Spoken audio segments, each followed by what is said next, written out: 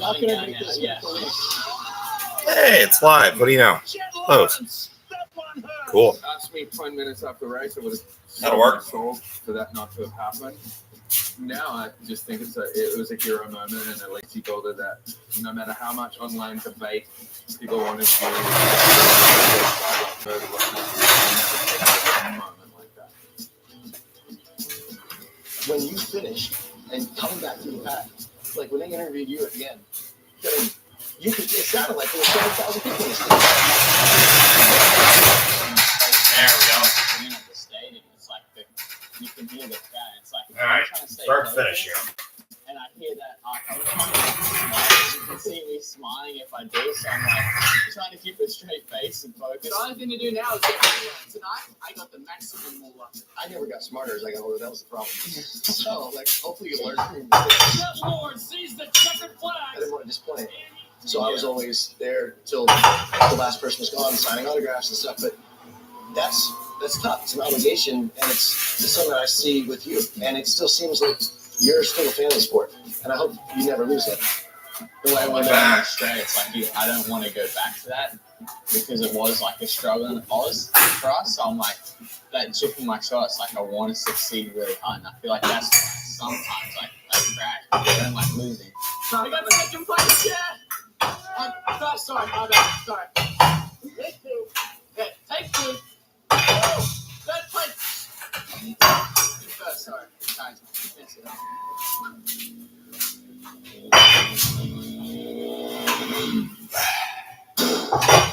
It's unbelievable. We often laugh that there's three boys that came out of the same factory, and all three are totally different. Let's try this out. So yeah, Jet's a king. Who do I yell at the most? Probably Jet. I would think he's the youngest, and Tate. Tate still gets a serve. What is up? It's your boy Taylor is with a new ride. I got it from the dealership. Hey there. It's stuff. Autistic, funny, but not your typical autistic. Okay. Oh, Taylor's. Let's go for 200 likes. Oh, gee, oh my goodness, what's not? He's everything. He's a rapper, motocrosser, pencil boxer, gamer.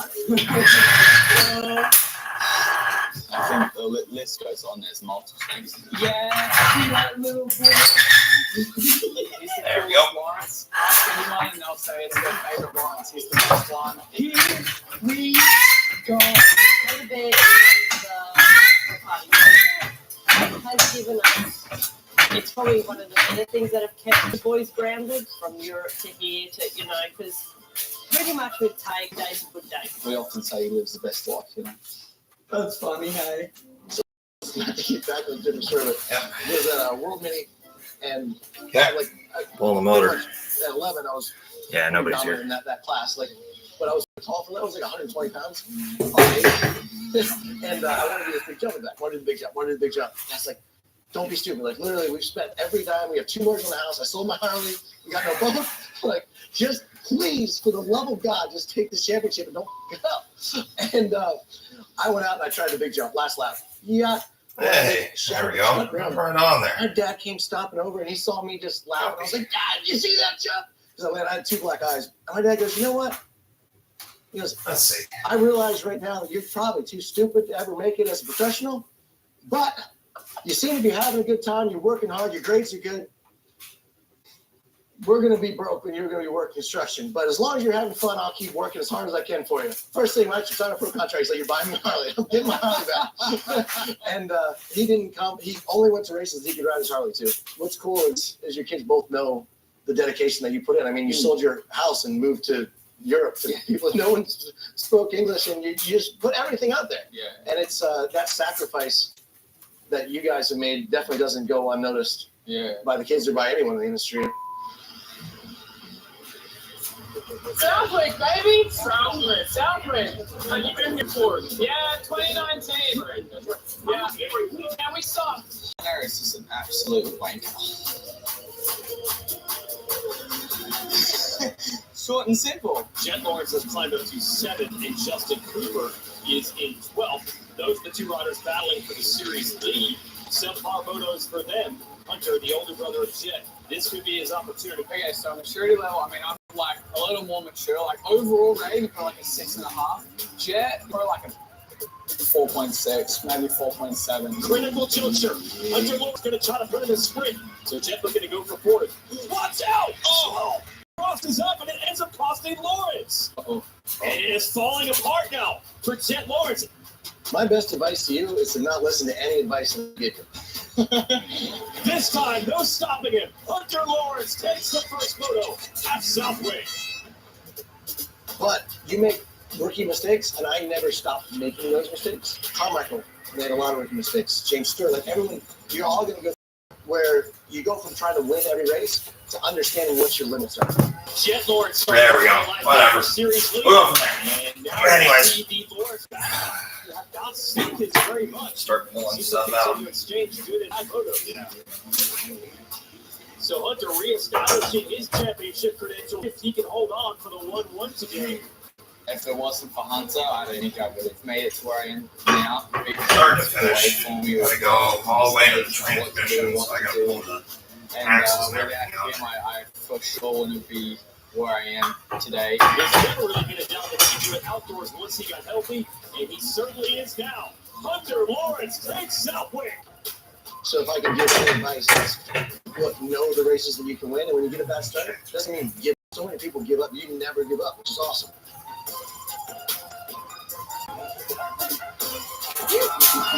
Shooting on the 70. No, it's not the greatest weekend. Lost a lot of points, especially in that first one. That first one really sucked. Hey, we still got red plate. I'm pushed forward. I was going to say confident, and I see the confidence in you, and you're like, this is going to work. I can win. I can do Oh that. boy, I'm gonna need a And down, I'm still going to come forward Watch it. because I'm going to be at every single race and Does they this try to work? back that up. And if anyone wants to have a go, come at me then. You still have to have that, but you have to keep going. You have to say, okay, all right. what I can do. Here we go, baby. Let's just say that I don't know worthy at all. Not even close. Not even the same close of it.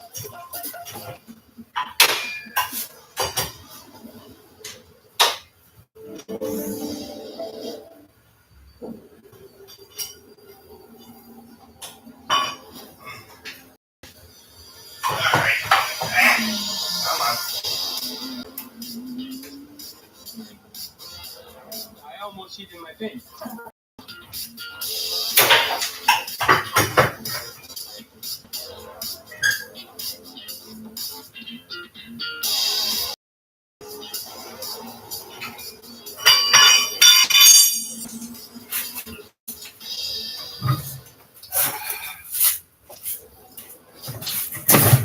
I got two people in here, but I don't know who you are. If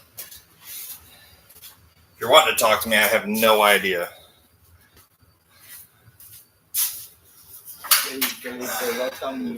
Welcome to my beach.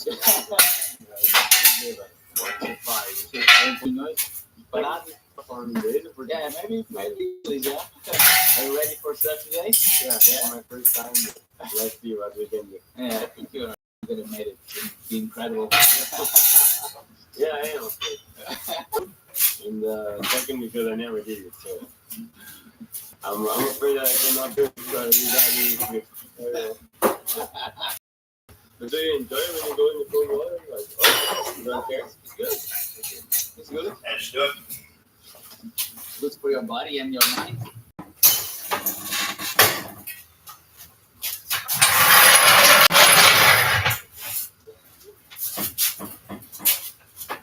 Yeah, that's I never did like surf in the water like this. Always with awesomely solid.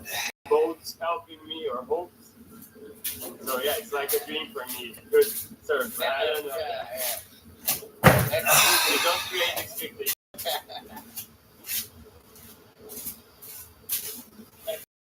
Come on, flip, let's bend over. Your feet, so hands on the board. Back feet. Definitely gonna need that out.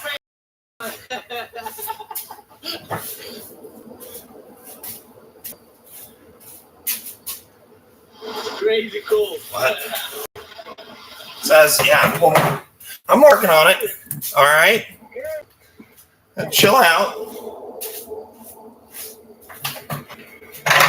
Axle's got to come out first.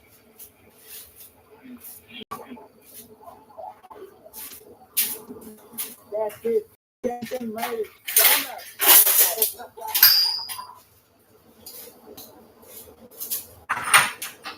It's so good the feeling you get, but when he's pushing me, then I'm doing, I think it's you.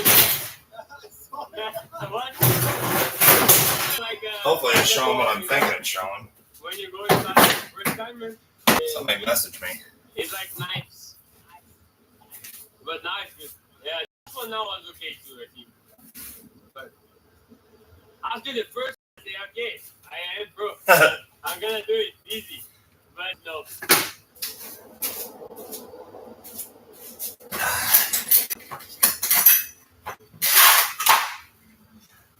Not right. He was nice. Need a big boy. Just for one race. This one. Inviting me earlier. I will plug this in. So, but okay, I'm happy. Yeah, I'm doing my best to try driving and I will work on tomorrow.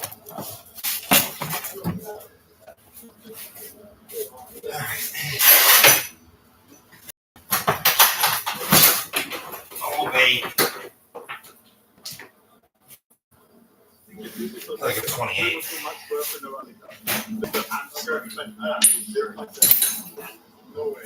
If it's like 8 minutes off you, it would be maybe 10 seconds off you. It's not even the same amount of lap, you know? No, in the station, maybe an hour. You have your lunch?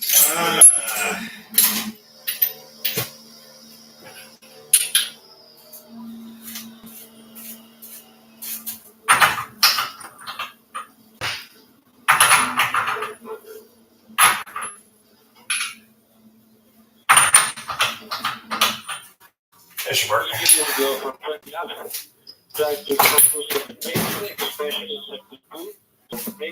brake where you're braking, which is okay, your braking foot is really good. Try to trail braking to the corner, strike the PD as a view of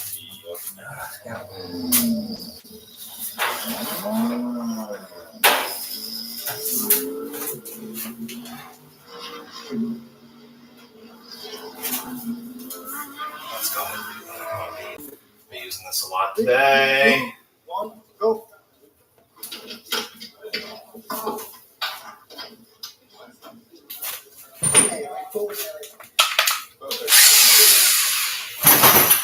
Just secure it. You go out of the car. That was fast. Something happens. Not 6 sure how I seconds. feel about that. I can do it for it. There is an issue. But we won't have this is for you, special for me. Guess is his name. Look. From your best teammate ever. Okay, I hope you put in your bedroom.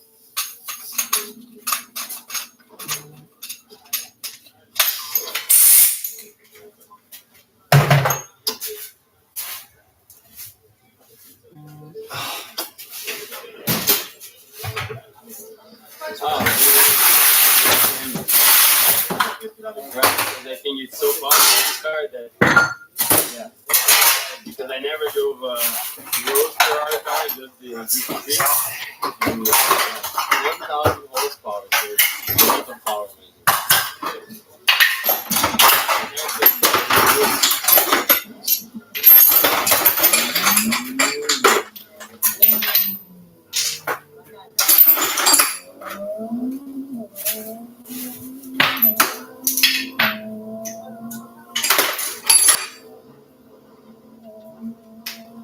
Let's see.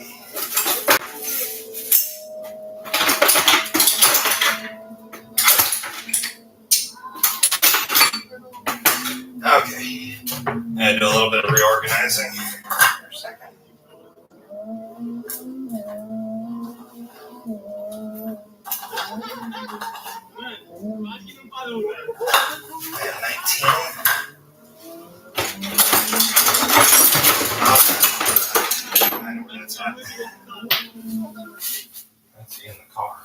mountain will be the best of your life.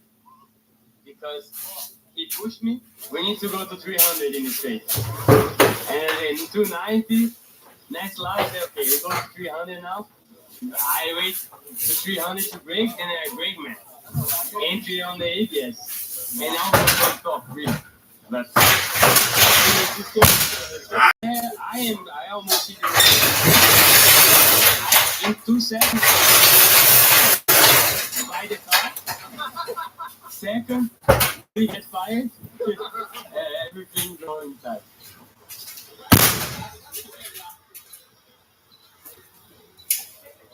Let's have fun. Richtig fun. But also let's have fun. Just keep it on it.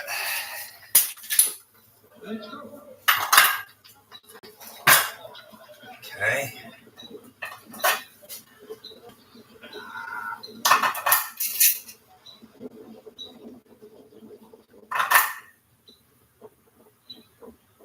I'm missing, fun enough,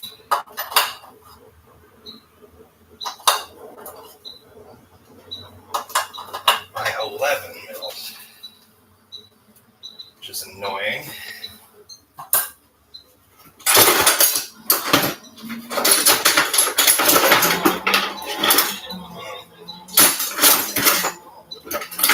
Maybe. Hey, now that's a Pittsburgh 11.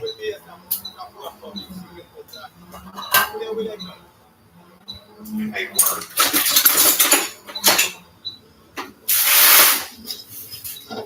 All right.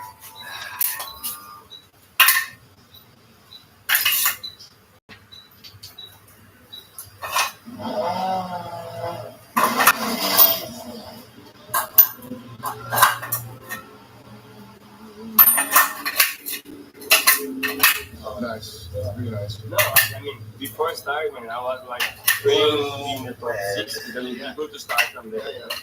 And now, We want more, you know, but the thing because the time was there. We could be, All right. we could make. And it was not our mistake. It's just that. But it's okay. It's a good. So, yeah.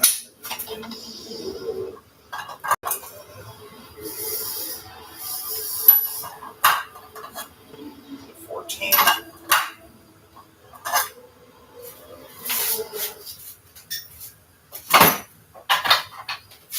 It's a privilege to be on this field. Yeah, especially starting from P4. But yeah, I want to do a podium today. So to move at least one position forward.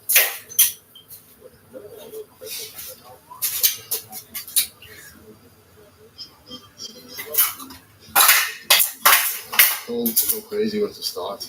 No. Just make sure you survive. No, I'm thinking only on the championship. Yeah, So yeah. maybe you don't go crazy. You don't need to go crazy now. But if there's a chance, yes.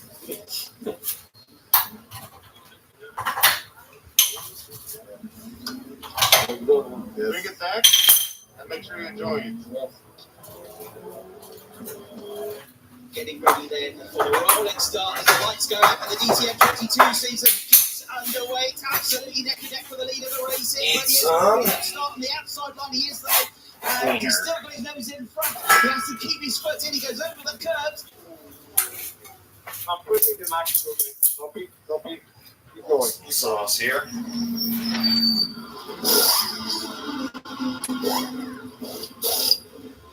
Oh my God, or what's happening? This position. So I'm pulling the. Is going to be deployed as a result. Pulling these axles.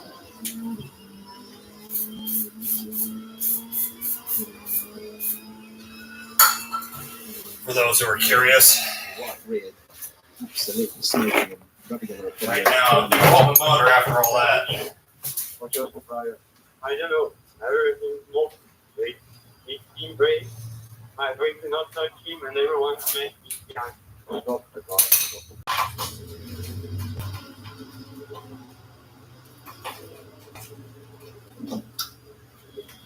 This was good.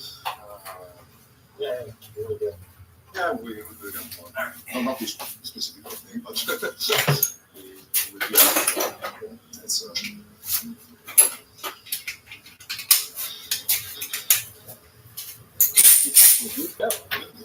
From 21 to 13. You were the driver with the colder tire. This is why you couldn't keep it.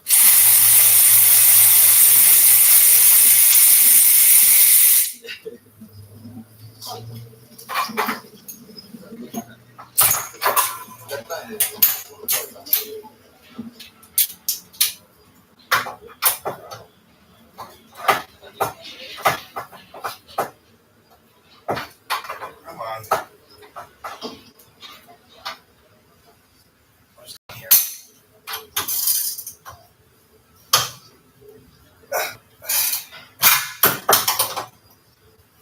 Come on.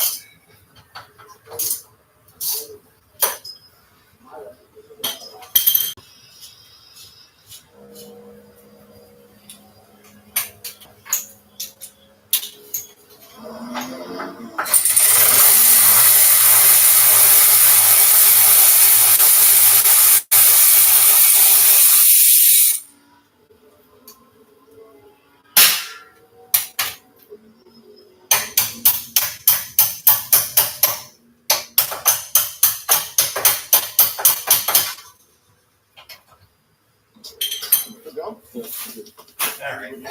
Yeah, I think it was up. It wasn't. I mean, maximum.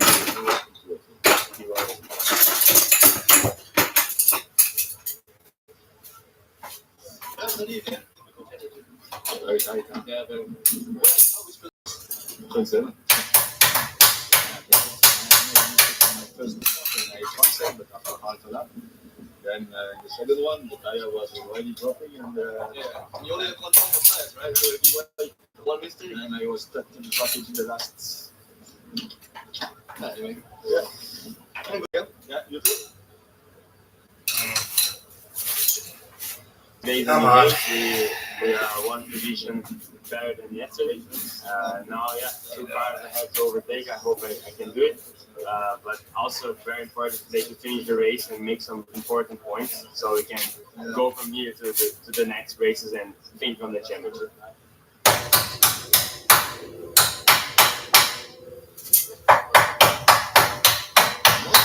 DTM 2022, lights go red. We are on the way, and it's absolutely different tack between the top two. Mo's got the inside line. Good start here. Gasolotti is trying to come around the outside of him, but can't do so. Zardo's having to work very hard to keep Lucas Auer behind for third and fourth position. Sebastian Vettel was trying to get past Albertini off the line to get off the trot, and ended up losing a place himself. Finally back down the inside. What view did he get? Said as Felipe Fraga is going here alongside Bortolotti. That is a nice move. That was fun. Yeah, that was a nice one.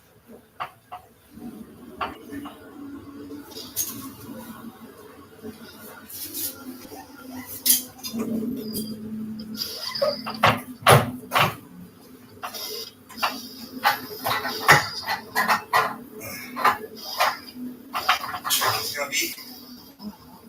There you go. All right, that's one axle.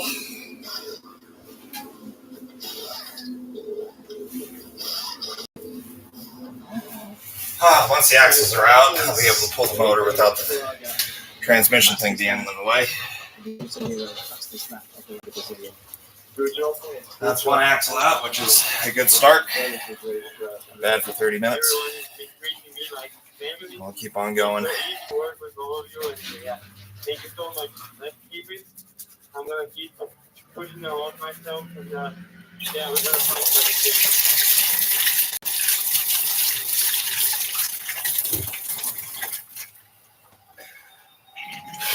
I wonder how many people out there are taking bets on whether I'll actually finish this or not.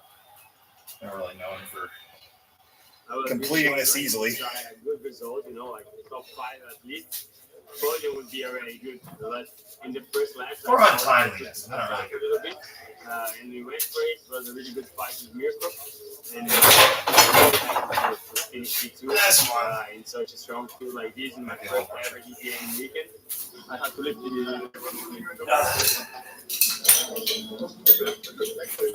Then the stuff you work in yet. The stuff you work like that. No, I mean, in the race, after just put everything together in the body and something like that. I think completely. But I was just saying to him, he was still doing green lap by green lap and getting quicker and quicker, just getting used to the car. Another 2 race weekends. And Pulling axles. Yeah, Sucks. Hey. Never want to do it. After that, we lose 2 seconds. Maybe not the change range, but the indicator to be perfect soon. Good. Thank you very much. It was a pleasure. Thank you, buddy.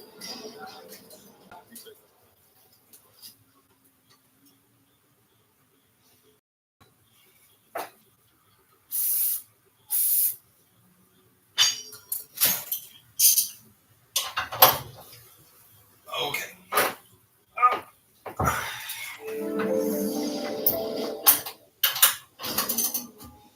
It is the oldest, most storied trophy in the sport of motocross.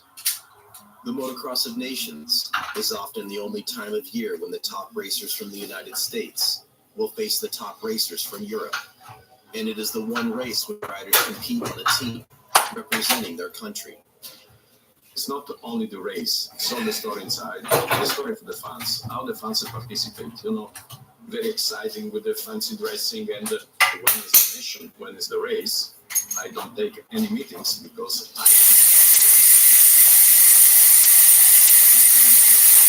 The 2019 Motocross of Nations provided a unique opportunity. The race was scheduled to be held on sand, dumped over the famous TT circuit in Austin, giving sand specialist Jeffrey Hurlings and on fire Glenn Coldenhoff and Calvin Valandrin.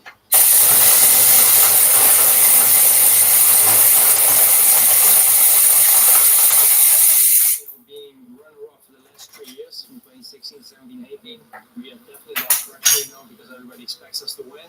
All right. In history, the Netherlands Good amount of goop on that stuff. Our motivation, if 100 is the maximum, we're probably 110. Team France has delivered remarkable victories at the Motocross of Nations for the last 5 years. Kind of hard to see, but like, 2019, yeah, that boot's kind of toasty. Jordi Tixier and Gautier Paulin will need a greater amount before. He's an official. We've been 5-time Nice. champion in motocross in a row, so it is a big achievement. But this is behind. So we are just part of the game, and once you're part of the game, let's enjoy it. That's the only way we can make the best out of it. Team USA has won more Motocross of Nations titles than any other country, but after 7 straight losses and missing the podium altogether last year on home soil, Justin Cooper, Jason Anderson, Zach Osborne, and team manager Roger DeCoster were laboring for redemption. I'm proud to race for the United States because somehow, after 7 straight losses, we're still the benchmark. And I think that speaks volumes of who we are as a country and also the sport in America has always been and still is on a really high level. Win, lose, or draw, we keep fighting and keep battling for what we feel is ours, whether we win this race or not. It's the benchmark. While neither was on a team that appeared capable of fighting for the title, freshly crowned MXGP World Champion Tim Geiser of Slovenia, as well as back-to-back MX2 World Champion Jorge Prado of Spain, were a real threat to disrupt any team's hopes of winning. And for Prado, race 1 at the Motocross of Nations would be his debut ride in the premier 450cc class. If you see my progression over the years, it looks like I have a very nice future, but nothing comes easy. So I just take it day by day. We're not still at the full top. I didn't make it. I made an MX2 class, but it's not the big league. Hey, look at that. Besides the unpredictability of racing on sand. The 73rd Motocross of Nations would be held under pouring rain, making blurred vision, the durability of their motorcycles, as well as the conservation of fuel, forces that could kill any team's hopes at the title. Oh, God.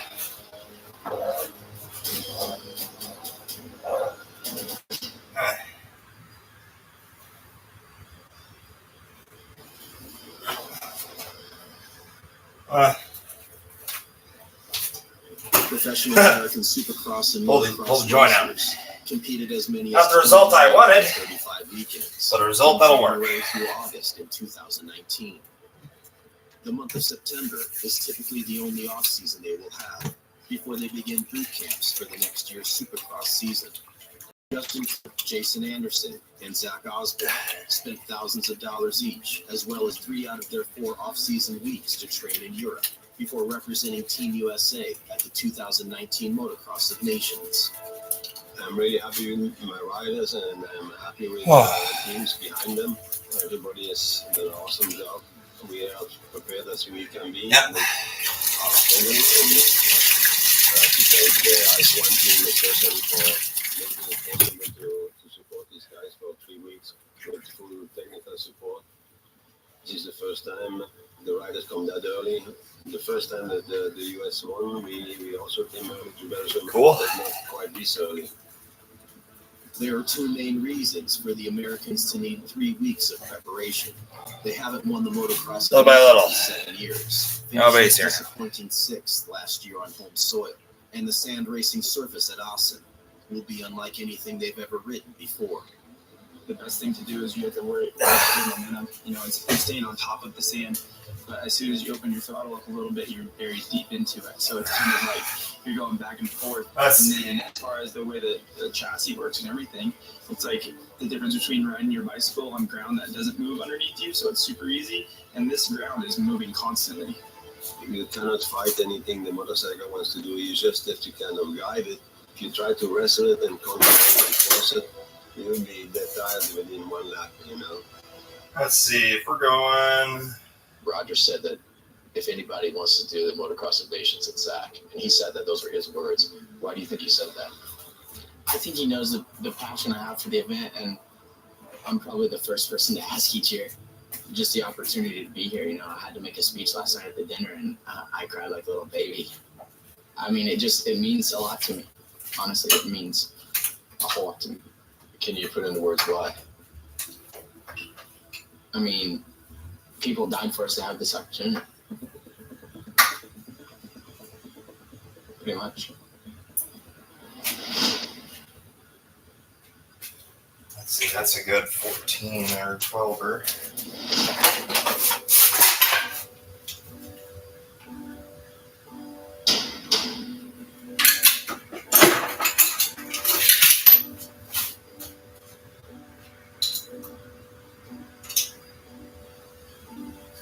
Kijk, om 5 uur klaar. Tot 1 uur zullen mensen gang langs zullen lopen. En toen om 5 uur neemt de wakker. 12? Last van. Maar hoor toch geen klein excuus, je voelt echt misschien schrikken van mijn praten of zo.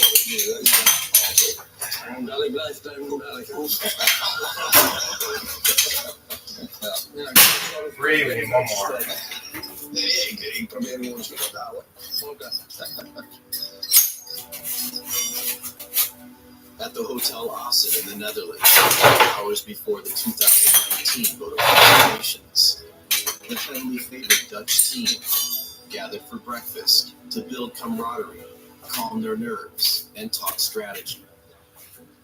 4, got 4, so don't need those 18s now. We're on to this thing. Ik zo wel in de eerste bocht toch een beetje meer filmen, want dat is wel een aparte bocht van de kant. Misschien kan je niet best wel afgestapt. Ja, die staat voor de foto nog Gewoon ook meteen de eerste ronde 7 seconden weg of zo, 5 seconden. Ja, precies, maar ik mag niet alleen nog een brommer. Toen 2014 Dutchental. 13 was 13 was Dutchental. Dutchental. 14 Toen was wel die Letland. laatste keer. Ja. 14 was was al in de startbocht. 14 was Letland. Maar ja, Letland. Dat heeft Tomek gehad, weet ik niet meer. Wow. En dan je finish doen. En dan ga je serieuze stopknippen. En die sprong dan terug op die eerste stopknip. En dat spoor, dan ga je dan zo dus aan het strooien in die stopknip. En dan zet je de motor op in dat spoor zo. En toen was hij mee. Dat is 19, dat is volgend jaar. Volgend jaar. Weet je nog? En als ze weten nog het Assen, ja, met die helling op die gang. Ja, hij was ook wel. Dat is wel een verkeerde. Je geeft compenseren. Ik ben er blij mee. Ik heb je wel op die scherp gezet. Ik kan verloren. Okay. There's a fantastic atmosphere starting to build around this circuit, about 2 hours northeast of Amsterdam. Circuit conditions are not going to be easy. No, as you can see, the rain is still coming down. It's going to be so difficult for these riders. In race 1 at the Motocross of Nations, Team Netherlands sent out Colin Valandrin and Jeffrey Hurlings, and Team USA, Jason Anderson and Justin Cooper. After dominating the MX2 qualifying race, Cooper was looking like one of Team USA's strongest members. It's really special to represent the USA. I'm putting all the pressure on myself, and everyone's telling me to ease off, but I want to go out there and do my best, and I want the pressure to be on me, and I want to perform under pressure. Last year, I was just living on the cloud, winning 17 out of 19 races. So I think I did prove I was the fastest guy on the planet. But this year, I didn't have a chance to show what I was capable of. I was injured most of the year. For all the hard work I've been putting in over the last 2 I months need some sort get of back in shape, get back fit. way to write stuff down. Yeah, hopefully this Sunday I And can label it. get There we go. 45 Let's minutes work. of joy for all the effort I've put in the last months. Oh shit. Congratulations is underway here. It's guys who gets a good start. And Prado also there. Ferris in Australia 7. Hurlings, Netherlands in 8. Prado around the outside. Prado quickly into the lead. And Jorge Prado making a debut appearance here through the waves. So Spain from Slovenia, Italy. 4th is Van Hoorn. Come on. Big crash. 2 riders up in the air. All my pens are fucked. That's one rider, Jason Anderson, Cooper. And that is disaster early on for Team USA. Come on. It was almost as devastating as a crash could get for the Americans. There. Justin Cooper and Jason Anderson collided with each other, leaving Justin with an injured hand and both with damaged motorcycles. Jeffrey Hurlings would also struggle through the opening laps of race 1, mistakes pushing him back to 8th place through the first half of the race. Jason Anderson actually has picked off 2 riders, so that puts him up to 16th right now. You see Justin Cooper still out there, so you hope There we that go. something good comes of this. He's up to 36 because of other people's problems. Geiser finds his way back to Jorge Prado. So the MXGP World Champion leads the MX2 World Champion. Here's Hurlings on the back of Van Hoorn, a late charge for the Dutch rider. He's going to get the fans lit in an easy move up the inside of the Jerryman. Without wasting any time, showed a lot of confidence. But Jeffrey really found his groove now. He's really fast. In my opinion, he can get third. Third is possible. Put his next time on the board. Make three is possible. Hurlings should be 4th. He is, and he's only 10 seconds off the lead now. And Hurlings alongside. See, right at the end of the straight, he's going to jump past him here. And he does. Listen to the crowd outside.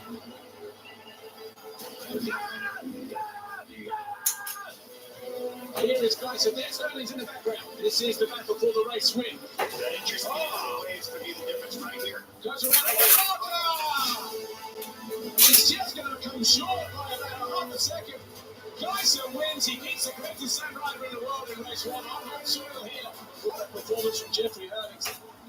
Absolutely insane race. It's 2. Cooper, he's going up the Kanks area, the limiter the whole way. Yeah, but Cooper, he has 2 broken bones in his hand. He has no clutch purge. His full protect is all the way to the front and going in the wheel. And he finished. The kid is stuck. He has a couple of balls. I didn't know that they were stuck in gear or something. No, but he has no clutch.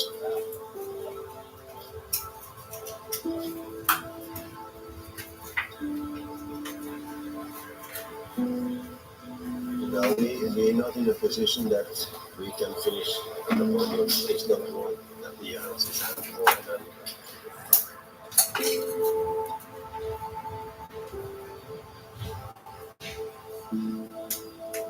It's not worth to hurt yourself more. I think you need to take care of your health.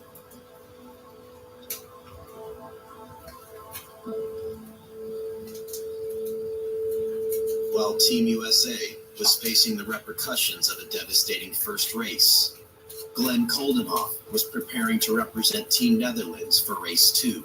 The most dominant performance of Glenn's career was last year at the Motocross of Nations in the United States.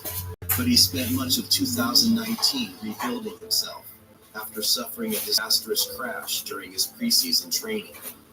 Glenn solidified his comeback by winning 2 out of the last 3 Grand Prix of 2019. And at race 2 in Austin, he continued his run of dominance. Glenn Koldenhoff just did what he did a year ago. The Red Bull has just been in control from the get-go. This is 2 years in a row, plus all the MotoGP results he's had lately as a player. Glenn Koldenhoff rounds out the final turn. He wins the second race here. His 3rd straight Nations race win. I'm a real proud bitch guy, so a lot of fans are here, and we can make history today. But it's not going to be easy. There are long, strong teams, and we can be really, really happy, or we can be at home by 8 o'clock. So hopefully it's the first one. Going into the 3rd and final race of the day, Team France was barely hanging on to a podium position. Gautier Paulin and Jordi Tixier would both need to deliver solid results after Maxime Renault's bike failed on the final lap of race 2. Team USA's podium chances had all but disappeared, but Zach Osborne and Jason Anderson lined up for race 3 to continue the fight. With strong performances from Calvin Volandering in the first 2 races, Team Netherlands had a comfortable lead going into the final race. Glenn Koldenhoff and Jeffrey Hurlings were hoping to finish the job in convincing fashion in front of their home fans and King Willem Alexander. Race 3, the final race, which will be the big boys. Osborne in gate number 1 for Team USA. That is a good kick for him, but he needs to execute it now. Doesn't get a good jump. He's already been out-dragged there, but he's going to have to hold a nice tight line. And Geiser once again has come up all the way around the outside. Emerges in about 6th place. Yeah, and Hurlings is almost mid-pack. Here's Hurlings in 15th position. Here's Koldenhoff around the outside of Jonas. Moves up into 3rd place. Oh, no. You just wonder if the Dutch rider was running the rest of it. Jeffrey Hurlings fell on the opening lap from 14th. He's now back in 13th place. Jeffrey has 30 seconds down, but the miracles do exist. Koldenhoff leads. Koldenhoff leads. Jeremy Van Horving as they enter lap 5. Checking in with the Americans, we have Jason Anderson running in 9th. Zach Osborne, 14th. That moves USA up to 4th at least. Gautier Paulin, 10th place right now. He's got a lot of steam coming off the yellow at the moment. Tixier being left in 17th place for Team France. They are on the podium, France. Edging out Group by 2 points.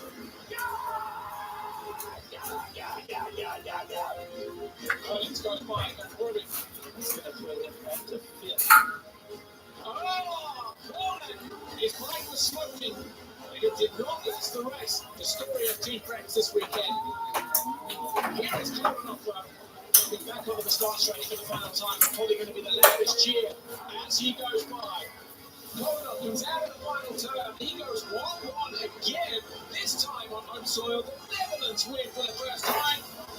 And that is a piece of history made. There is no better place to win a Motocross of Nations than on home soil. On the top step of the podium, in front of the king, in front of a nation. And what a moment for Koldenhoff. Jeffrey Hurlings, not the best result, but once again, legendary effort. To do this here in front of my own crowd together with Team the Netherlands. It was amazing. Colvin did a great job. Jeffrey did a great job. And I'm going 1-1 again. Seemed like last year. Two sensor. The Chamberlain Trophy, for the first time in history, belongs to the Netherlands. What a day here in Assen. They want to get to the podium. They're trying to rip the fences down.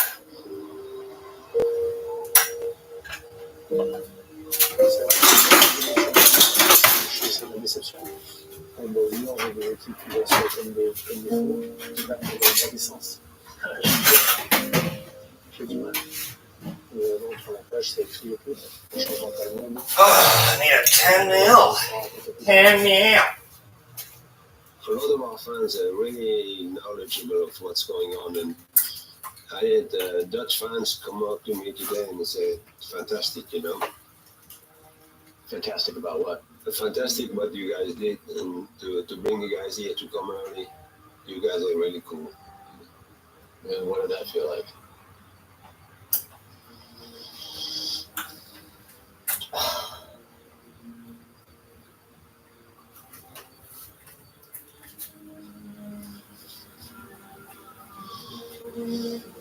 Really good.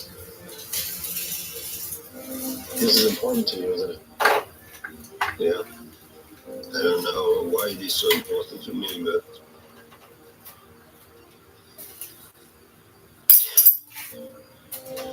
the guys put in the effort, you know. That's the main thing. I want the riders to be rewarded for their effort, and the people that helped them these past 2 weeks, you know.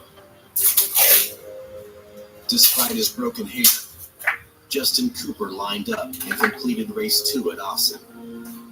And Jason Anderson and Zach Osborne were able to give Team USA a 6th place overall finish.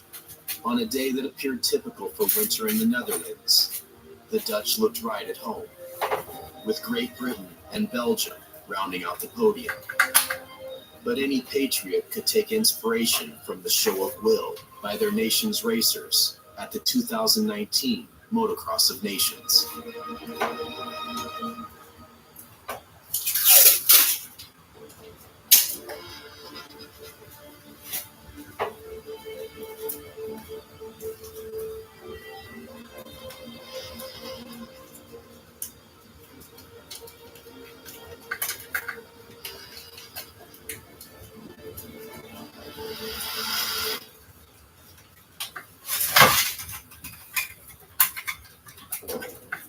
J'ai passé les 20 dernières années de ma vie sur une moto, une compète de FMX en compète de FMX.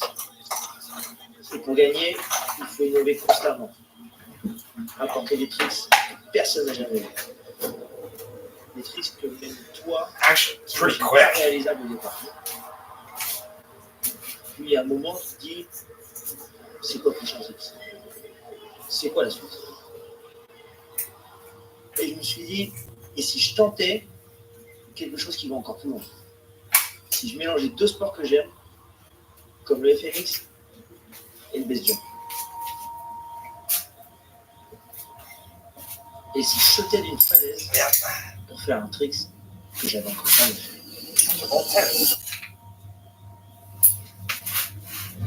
Le projet, il est arrivé d'une conversation ou d'un délire entre Vince et moi. Il a pensé à ça, tu m'as dit, c'est un jour tu dis un motobag, mais toi tu ferais un truc plus gros, plus fat que tu peux faire, ou que personne ne peut imaginer sur les motos. Enfin, travailler ce trick, travailler aussi le base jump et combiner tout ça.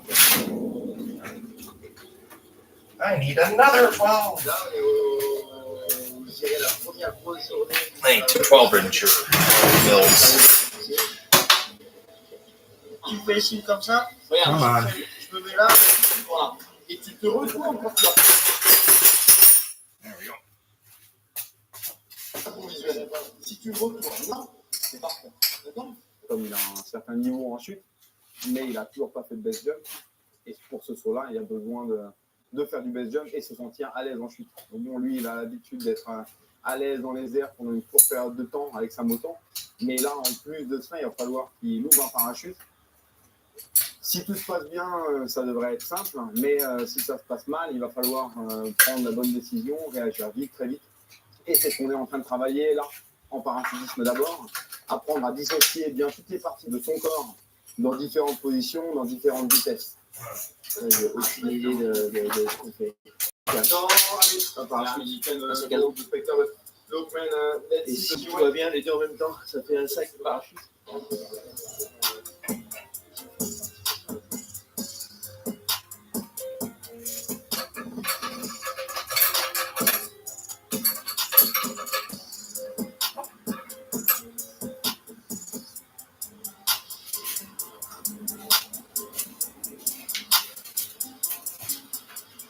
That's a big one.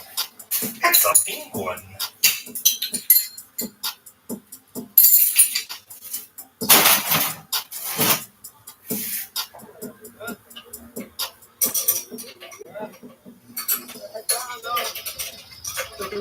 Le côté, j'ai pas vu. Pas mal, c'était bien. Non, c'était bien. Ouais, non, ça change. Ça change bien, je pense qu'il n'y a pas meilleur coach. Depuis le début dans le sport,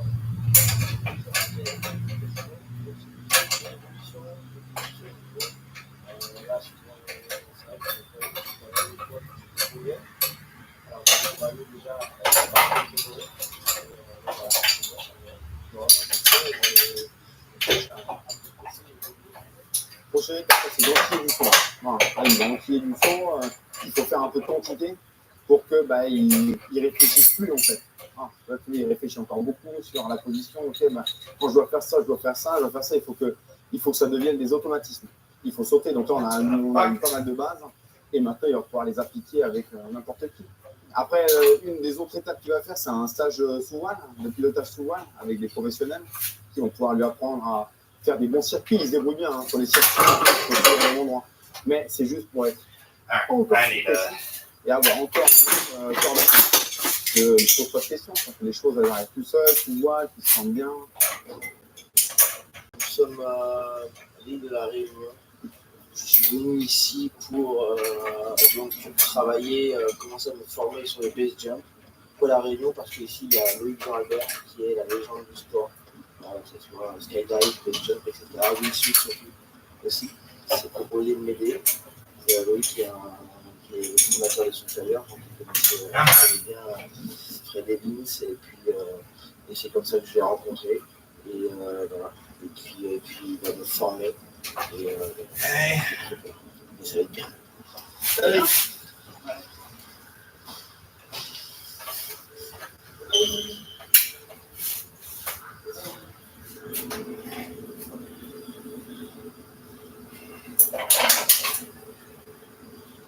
Là, on va travailler un petit peu toute la partie sous voile, le poser sur cette zone qui est déjà un peu montagne là. Donc avec des obstacles autour, il y a les deux falaises, il y a dans l'approche cette espèce de petite butte là sur la gauche, il y a les arbres sur le côté, donc il va falloir qu'il commence à être un peu précis. Mais là on a une piste qui fait 100-150 mètres, où on pose en ULM, en quart de temps. Il a quand même un peu de longueur, il a du droit à l'erreur par rapport à ce qu'on peut avoir sur pas mal de posées de base jump où non seulement il y a tout cet environnement et en plus le posé il est petit. Là, j'ai réussi de fou. Celui-là, j'ai réussi. Déjà, j'ai tous ces gens à la montagne comme ça, là, ça me fait peur. Alors là, avec un hélico, il va sauter avec mon sac de base. Je ne trouve pas le stress. Tu mets comme ça, tac, tu regardes devant et hop, donc il se rend latéral. First jump avec ce sac. Dans une zone, mon gars, dans la jungle. Oh man, okay.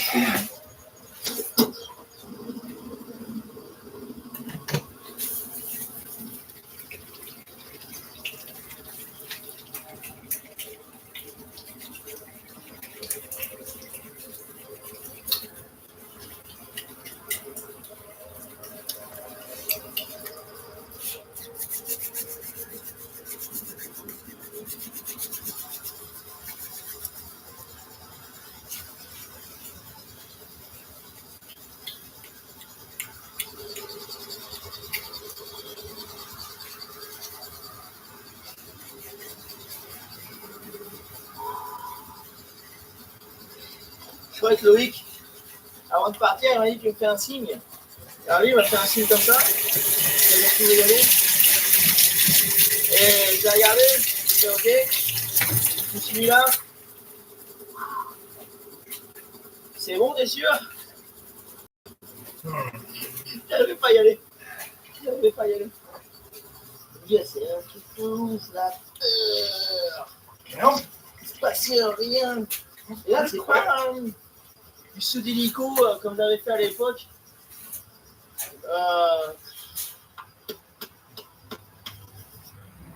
Du relève, là. Je sais pas si je t'ai vu, ça regardait pas. C'est sûr, c'est moi. C'est marrant quand même. All right.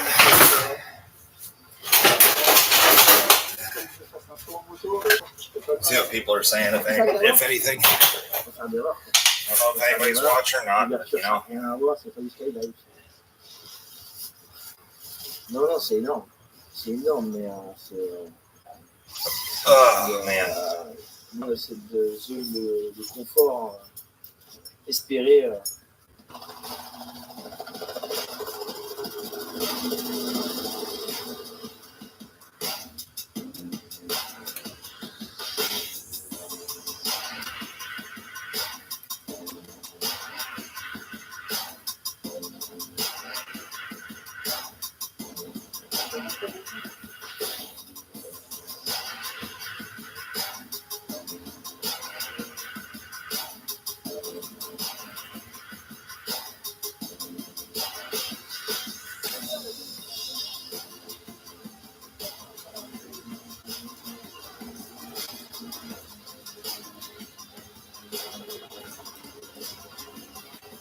Let's see. Get my live stream. Yeah. The link. Pull it up here. Paste. Next.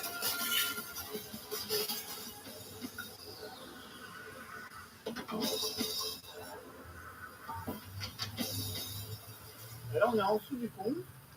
Tom, il doit faire ses sauts d'initiation, là. Et pour l'instant, il fait le forçat, tu vois, pour nettoyer le posé. Parce qu'il y a un peu des gros cailloux. Donc, histoire d'avoir une bande dégagée, là. Au moins un petit 10 mètres, quoi. 10 mètres propre, ce serait bien.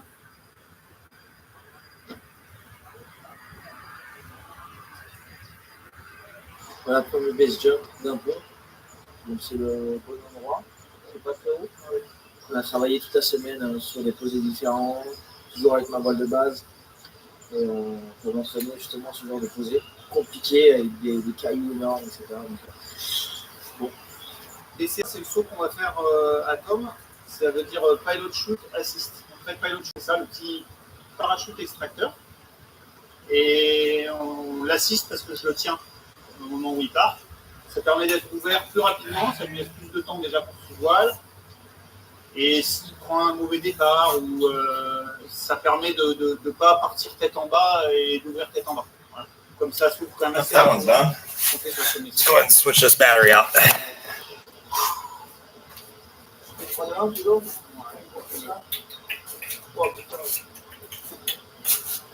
C'est bon? Ouais.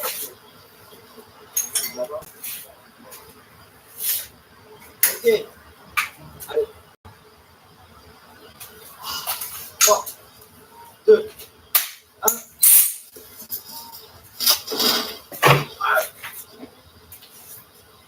À droite.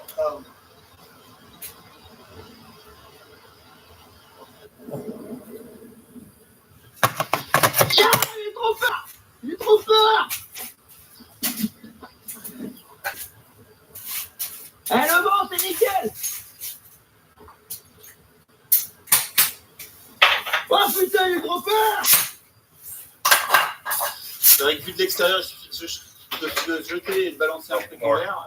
C'est un petit peu plus complexe que ça. Sur les impulsions, c'est pas si simple. Sur toute la gestion du matériel, la gestion sous voile, pour aller se poser correctement sans se faire mal, il y a du boulot et on a bien avancé, mais il y a du boulot. Et j'étais persuadé que Loïc repartait pour que je fasse le même. Et on a rangé les strikers là. Du coup, je vais faire un premier. I'm going the wrong fucking way. Voilà.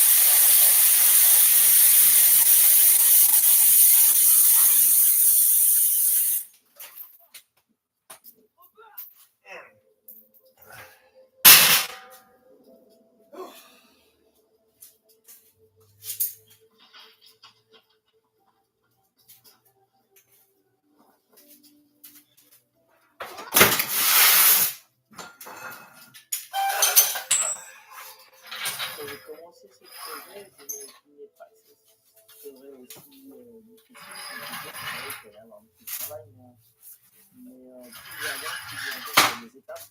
Donc, j'avais quand même la moto un petit peu, je suis capable de sauter, je suis capable de faire des sauts en parachute d'un avion. Et je pensais que les deux réunis, ça serait plus évident que ça. Et là, déjà, moi, sans la moto,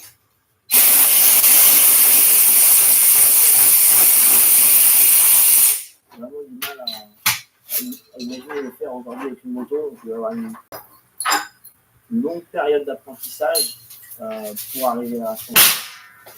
Et là, pour le projet, c'est vraiment bien.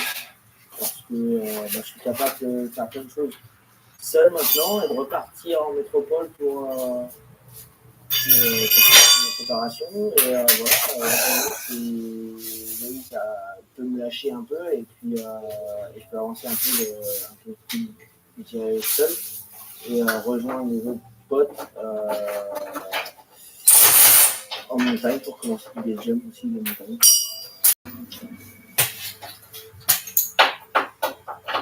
On peut partir ensemble. Tu fais un défi, tu me fais sur toi. Et tu cours derrière? À côté. À côté. Tu peux faire à ta droite ou à gauche? À mon côté. Donc moi, je suis dans ce stack.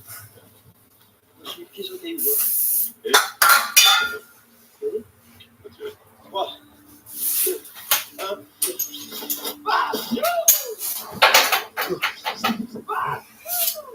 That's a different one.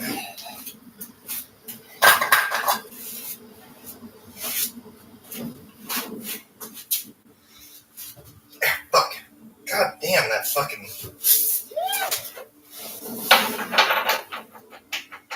Retour ici à Maglan, sur un saut que j'aime beaucoup. Je suis venu sauter ici avec Bras Noir, avec qui est un bon ami de Fred, qui s'est chargé de l'information après la réunion. Donc après mes premiers sauts de pont avec Loïc, je suis arrivé directement sur Savoie et puis on a fait avec Bras Noir les premiers sauts statiques aussi de falaise jusqu'à aujourd'hui où je suis capable de sauter autonome et puis même de courir et puis de voler, d'aller venir plus bas et de m'éclater quoi. Et puis de venir poser dans un endroit un peu plus difficile. Ouais, il y a eu une grosse évolution, j'ai fait pas mal de sauts. Alright, we're gonna try something else. Dormir dans I really have a l'avion, ton of room. aller que ça saute et puis on y va. Avec Bras Noir, il m'a fait découvrir plein de potes et de là j'ai pu y retourner moi tout seul. Donc c'était déjà le premier saut seul, c'était vraiment difficile. Quand tu as quelqu'un qui te court, c'est difficile, mais retourner seul c'est plus compliqué. Il faut vérifier son matériel, faire son propre pliage. C'est super vite par rapport à tout le coaching qu'il avait eu, son avis, son théorie, et à sa discipline, à la rigueur qu'il arrive à s'inviter. Donc là, pour le projet, ça va pas être quelque chose de très facile, mais dans tous les cas, il y a les capacités, les niveaux pour faire. Donc ça va être. Je suis confiant sur la partie son, parachute, je suis confiant sur la partie moto. C'est les deux ensemble à gérer et j'ai aucune idée de la dose de stress et de l'analyse que ça va me procurer. Et surtout, est-ce que je vais le vivre comme un stress que je vis sur les compétitions, même le jour d'avant, avec ces nuits un peu compliquées, mais que je sais gérer, et ou est-ce que ça va être juste invivable. Voilà, je sais qu'il y aura du stress, mais j'ai aucune idée de là où ça va mener.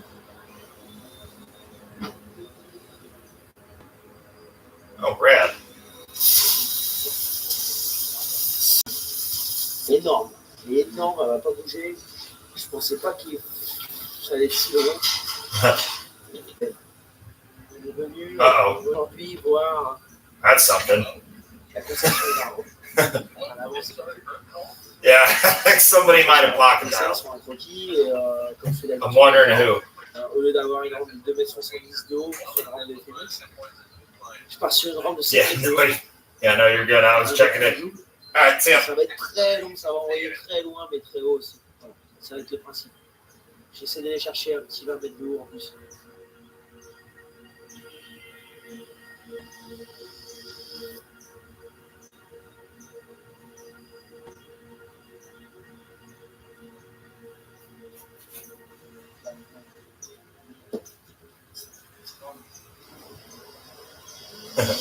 Nice. Cette année, j'ai fait plus de training évidemment en fonction du skydive et du base jump. Et voilà, là on est dans la mousse. Je travaille le front flip, qui est un truc que j'aime bien, que j'ai envie de faire sur la vidéo. Mais là-bas, la rampe va être très grande, très longue. Et j'avais peur d'avoir peu de rotation, sachant qu'on tombe sur des rampes plus courtes quand même ici. Là. Donc j'ai placé cette rampe avec laquelle on peut sauter à 35 mètres en troisième et puis en deuxième vitesse, au lieu de 22 mètres. Donc c'est pas mal. Et les fronts sont plus surpris, ça tourne tout à fait. Énormément de temps. On n'avait pas testé la configuration réelle, donc voilà. Donc, ce qui va se rapprocher le plus pour l'entraînement, ça va être ici. Et après, ça va être directement là-bas sur le site. Bah, je suis passé d'un entraînement, si tu veux, pendant j'ai commencé le freestyle surtout quasiment depuis 11, 21, 10 ans. 10 ans à de l'entraînement 7 sur 7, sans prendre 2 jours de congé, pas de vacances, etc. En entraînant le matin et l'après-midi, tous les jours. Ah, cette année, il n'y a rien. Avec quelques journées de roulage par-ci par-là, mais le problème, c'est que tu prends une journée de reprendre l'entraînement, ça veut dire reprendre un peu les sensations, etc., les automatismes, et donc tu ne progresses pas. Apprendre deux sports, enfin, apprendre le base et le combiner avec l'effet mix sur ce saut, c'est pas s'endormir.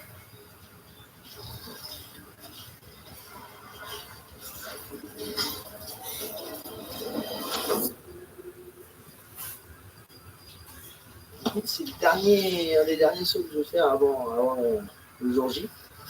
Et puis on aval. Dernière minute. On va tester latéraux où je vais sauter. On va voir le visuel du saut, du pied arrière, de la falaise, d'Avoria, tout ça. Et aller chercher le poser. Ça va être bien justement les travailler en hélico, comme ça va m'enlever une inconnue par rapport au projet projet final. Comme ça, quand je me lancerai pour le saut, je n'aurai déjà pas spécialement à avoir tout ça qui sera nouveau et à réfléchir de trop. Je pensais faire arriver carrément comme ça. This amount is insane.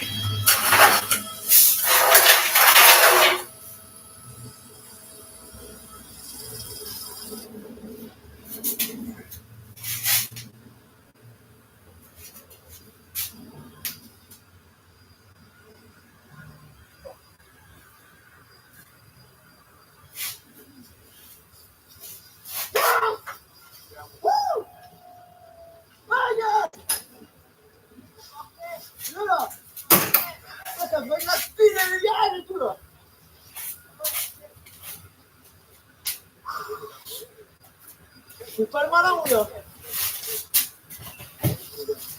C'était top. C'était carrément mieux. T'as tous les S et tout, c'est super. Heureusement qu'on fait ces sauts d'hélico là. Parce que sinon, je te promets, c'était plus que le jeu.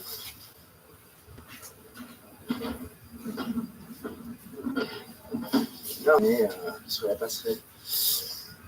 Ici, à voir là. Donc, là, j'ai 100 mètres sous les pieds. Là, il y a 130 mètres. Et, il va y avoir un jump.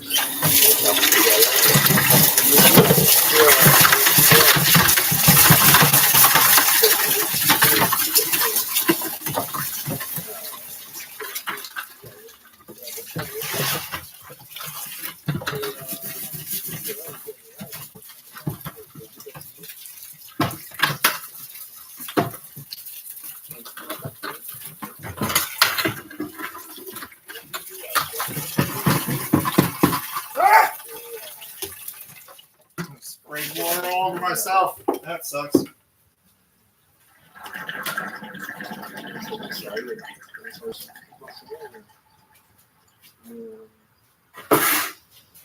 l'impression de ne pas mettre assez près parce que c'est impressionnant. Alors qu'aujourd'hui, les soins médicaux, avec le posé un peu de technique, c'était très compliqué. Alors imagine-toi là, arriver avec un moto et tout.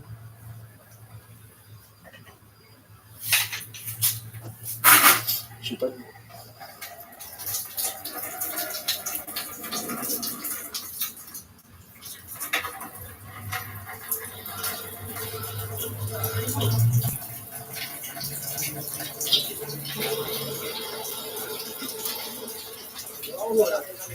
Let her drain.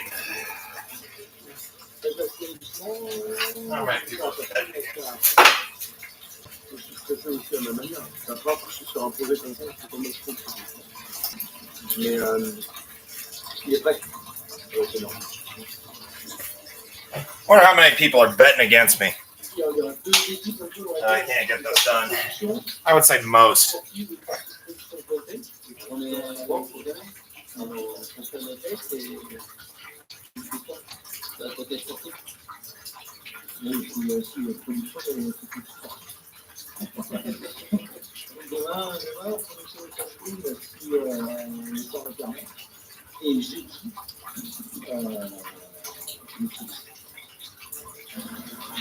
Oh man. Let's let her drain for a minute. mais ça fait tout.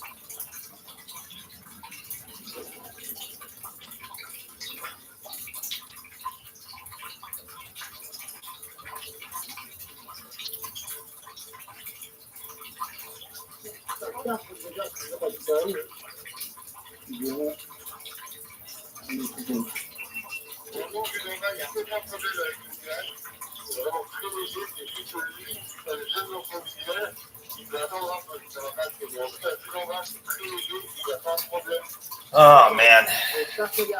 Still going on.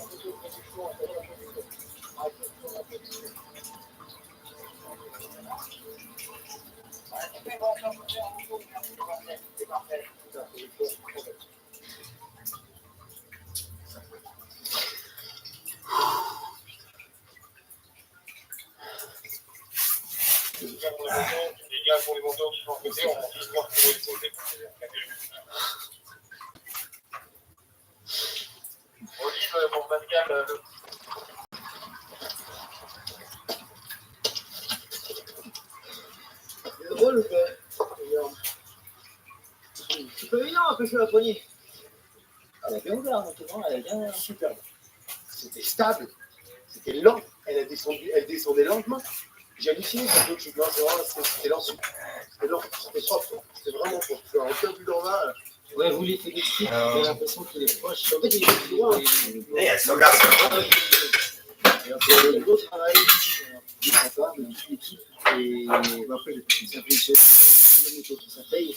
En fait, parce que c'est chaud. Mais ça n'arrive pas souvent dans ta vie, quoi. Si tu rentres comme ça, en ville, tu arrives à apprendre ce que tu fallait, tu vois. On t'a appris sur un sport trop bien. Mais ton équipe, celle-là est trop bien, tu vois.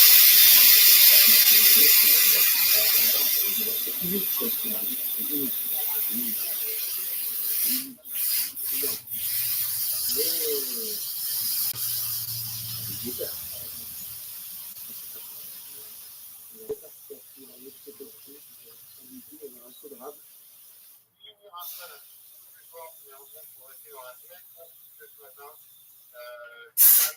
C'est idéal pour poser avec la falaise côté droit.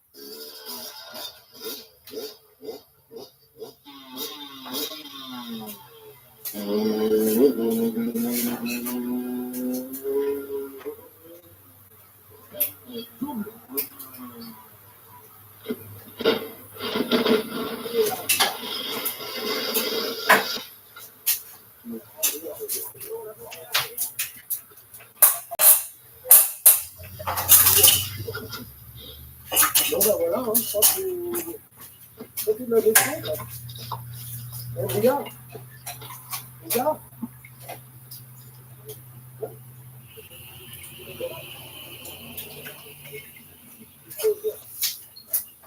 T'as géré.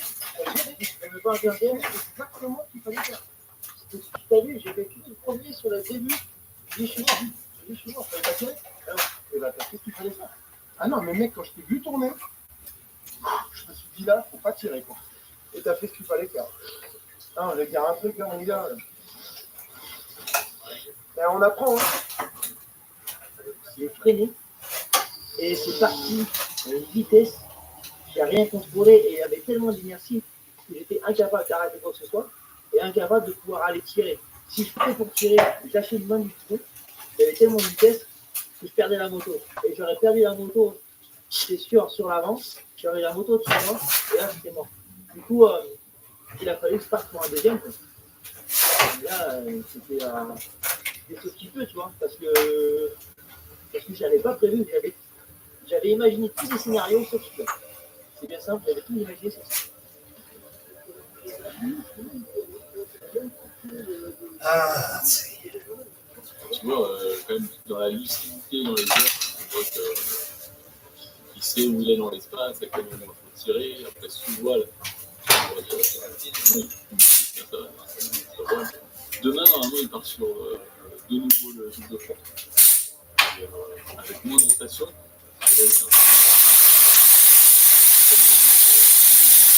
va accumuler avec beaucoup de freinage et beaucoup de rotation. Donc ça, il va essayer de... Pour le même résultat.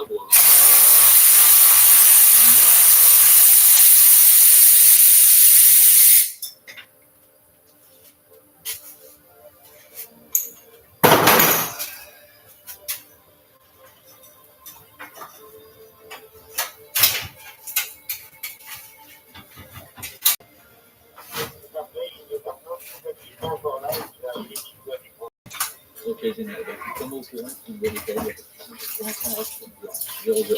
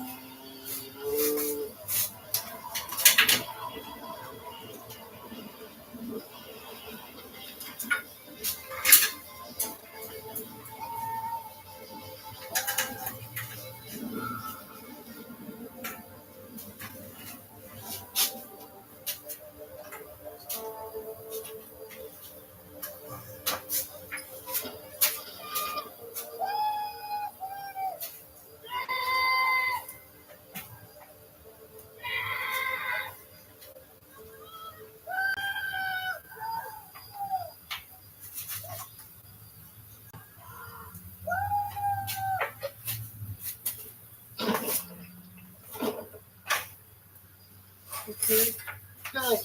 Les conditions de dingue. Alors, les conditions de dingue. Bam. Oh la vache. La vache. Oh gosh. Oh la vache. On l'a fait. Non mais là, on l'a fait.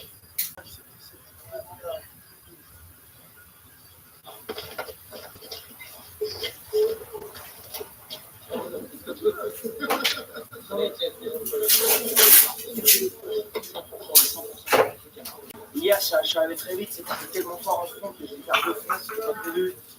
Je me suis dit à un moment dépassé par l'événement, tu vois.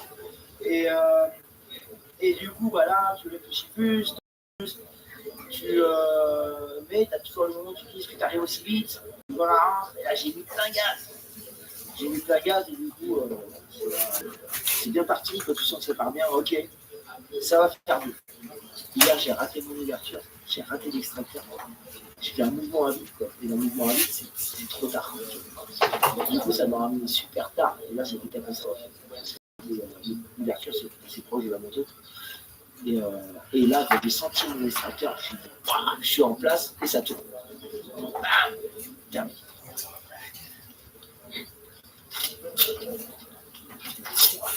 Et c'est bon. C'était énorme. Bla bla. Je gueulais comme ça. Là, j'entends des trucs. On gueulait comme ça. On parlait en gueule.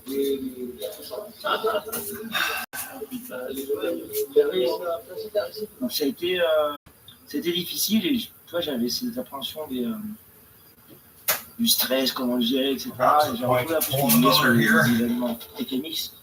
Celui-là, l'erreur, elle n'était pas acceptable, tu vois. Alors, du coup, mais j'ai réussi à me rendre compte qu'avec la vitesse, les front flips, ils tournaient mieux. C'est incroyable. Tu fais double front flip sans forcer. Alors peut-être que la prochaine étape, ce sera de le poser sur le mur, tu vois. Mais au moins, le projet, c'était ça, c'était faire une figure que je ne suis pas capable de faire. Parce que ça me donne le temps de le faire. Et à la limite, j'ai appris, j'ai progressé. Qu'est-ce qui va me donner du kiff après ça? Come on! Ça va être. Il va falloir trouver encore un truc encore plus con pour s'amuser. Ouais. Et j'avais dit après toutes ces années de compète et tout. Ça, enfin, tu vois, il y a un moment où il faut que le stress il se. Et là, j'ai appris 12, mais un autre truc. T'imagines pas, quoi, tu vois. Stress, pique. C'est violent, quoi. La violence de l'éjecte. Tu vis des choses que le rêve ultime, la puissance ultime.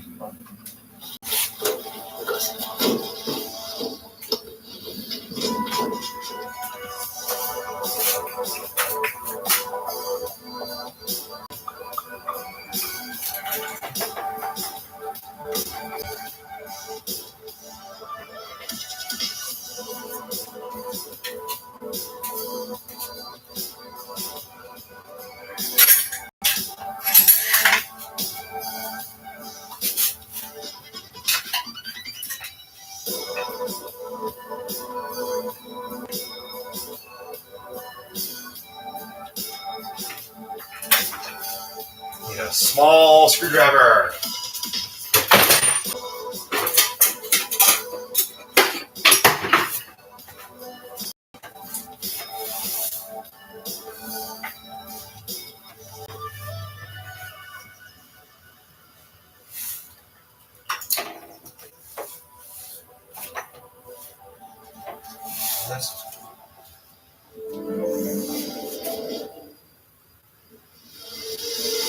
Hard enduro comes to America, blood, sweat, and years. Man and machine take an unrelenting course through the Great Smoky Mountains. One by one, the field is eliminated, succumbing to the unforgiving terrain, stifling heat, and humidity. This is the Kenda AMA Tennessee Knockout, and you are watching the Red Bull Signature Series.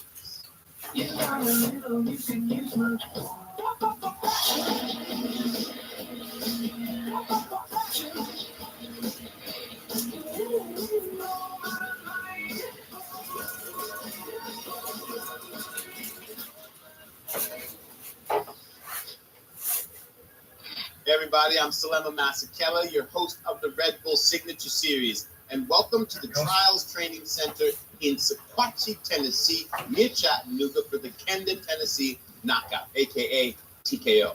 Now, what has been predominantly popular across the continents of Europe, South America, and Africa, hard enduro fandom is gaining major traction in these United States.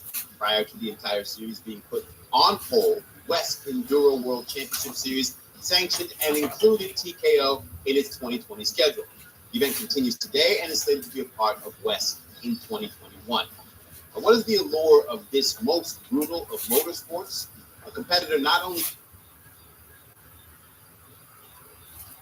Come on.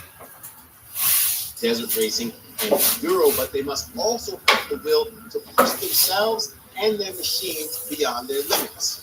The man to beat, Cody Webb. This guy has become somewhat of a local celebrity. This being the 10th edition of this competition, Webb has dominated here, winning a record 6 times in a row. But he was unable to defend his title last year due to a bum knee. He's looking to return to the top of the podium. But chasing him is a multitude of talented, up-and-coming riders, including Benjamin Herrera from Chile, USA's Max Gersten, Keith Curtis, Noah Campbell, and a man unafraid to take on any motorcycles than the one and only Ryan Cyrus. However, all eyes are on Canada's Tristan Hart, who finished 5th here last year. He recently beat Webb at the Battle of the Goats in North Carolina. That win, combined with riding 2019 TKO champion Manny Lettenbeekler's factory KTM ride, make him a dangerous threat to the multi-time champion. 4 grueling events will whittle down the field to determine the 2020 TKO champ. And for the call, we turn it over to Jack Nichols and the legend, Brent Langston. Thanks, Lemma. Here's a look at how the format is going to work. Knockout number 1 has happened already. 50 riders, the top 25 advancing through to knockout number 2. Then we will have 25 riders starting in 5 rows of 5. And the top 3 riders from each row will advance through to the final, with 15 riders starting all together in 3 rows of 5. I do not understand this. This was knockout number 1, Grant, and a huge amount of riders trying to compete. That was Tristan Hart. He was looking very, very strong up front. But for a lot of these pretty experienced riders, it's a really, really tough course. Well, just qualifying is Okay, obviously so- one of the toughest things you can do out there. These guys Down to 2 things left. But on a course like this, any rider, look, just average at times. Tristan Hart obviously has to be one of the favorites coming into this event. He's been riding very strong. And on that factory KTM, they have not been beaten in this event. So will that continue? As you see, Cody Webb, one of our top riders as well, also having his troubles through the rock section. Yeah, really difficult times for all of them. No matter your experience, we see a little backflip there. That would get good scores from the judges, but maybe not in a competition like this. And like you say, we saw Cody Webb struggling, and he's one of the guys that's in contention to win this event. You could choose either to go the harder, shorter route or the easier, longer route at a new hill climb. And Tristan Hart was first on the scene. He decided to go straight up it. No one basically admits this hill climb yet. Tristan pulled it up. Very gutsy move from him, and obviously in him to get that, get out front early. And on some of these tight and twisty courses, being out front is part of the battle. Clear track, you don't get held up. Cody Webb taking the other option, and you see a few riders, and this is still early in the day, struggling with this heat and humidity. Yeah, the heat is going to be something to keep an eye out on throughout the entirety of the event today. There you see a couple of other riders thinking they'll have a go at the hill climb. This is what happens if you don't manage to pull it off. You have to come around and have another go, or take the shorter route. And even just the physicality of picking these bikes up, Grant, is not easy. Oh, they weigh over 200 pounds. These are heavy machines. And I kid you not, as the day goes on, they feel like they get heavier and heavier. You see on some of these hills, the best option is just to turn around, go back down, start over again. But from a little bit of rain they had early in the week, some of those sections in the trees had moss on the rocks, makes it very slick. So just what seems to be an average rock or boulder, way more difficult these days. You can see riders having drinks, having rests, and they're going to need a lot of them over the course of the day if they do manage to get through to knockout number 2, where they will bring in more difficult elements of the course as well. So even if you manage to get through the first round of the knockout, the next course you're going to face is going to be even tougher. So we are ready on the line for the start of Group 1 in the second knockout round. Tristan Hart is there, as is Keith Curtis, Will Riordan, Dustin McCarthy, and Nick Dudakovic. They are going to get going in the second round, all 5 of them heading down towards the first obstacles. Let's go down to the course and join Tina Dixon. Thanks, Jack. Now, as we head into the second race of the day, riders will actually start on that exact same track, but we'll come across some big surprises along the way. You see, the organizers want to make things more difficult, so they've redirected where the riders will go, and that will put them on some challenging, more difficult terrain, just like the one I'm standing on. This, ironically, is called a walk in the park, but it is anything but, as you can see. Big boulder field, no definitive line. In fact, it's covered in moss, so it's going to be incredibly slick for the guys. Challenging, yes. A walk in the park, not at all. Well, here come the race leaders, and it is Tristan Hart, the Canadian, who has got out in front then. An hour and a half in, we got the shifter linkage to go. The leader of Group 1. I think that air stuff, so probably it's working some here. really tricky rocks and terrain that these riders have got to negotiate out there. As Tristan Hart makes his way clear, and he's followed by the 7-Eleven bike of Keith Curtis. Now, he's a hugely successful snowmobile racer, but he has been riding motorbikes since he was 4, so good to see him out here. Fascinating to see what he can do today, Grant. Well, one of the only things you won't find out here is snow, but you'll find all the other elements as we get ready for Group 2 to take off. Cody Webb, didn't quite get a great start. That's going to hurt him a little bit. Remember, top 3 will advance, so he's going to have to make a few passes. He's up against some tough riders in this one. Noe Keppel and Corey Graffender on the Husqvarnas, Troy DeSimone and Ryan Wells. But as they come into this long left-hander at the Circle Maze, Tristan Hart is still leading. 6-time Tennessee knockout champion. This man, Cody Webb, is on the chase. And we are still very much in the early stages of the second race here in the Great Smoky Mountains. You are watching the Red Bull Signature Series. Welcome back to the Red Bull Signature Series. This is the Kenda AMA Tennessee Knockout TKO. What makes up a hard enduro rider? A grueling test of how far one can push themselves physically and mentally along with their machines to outperform and outlast their competitors. The conditions and distance make hard or sometimes extreme enduro the ultimate test. Elite riders have skill sets across all disciplines: the precision of trials, the speed and endurance of motocross, navigation of desert racing, and obstacle wrestling of enduro. Now add grueling courses in harsh weather, and even the most skilled competitors not exempt from falling down, and at times having to actually push their bikes.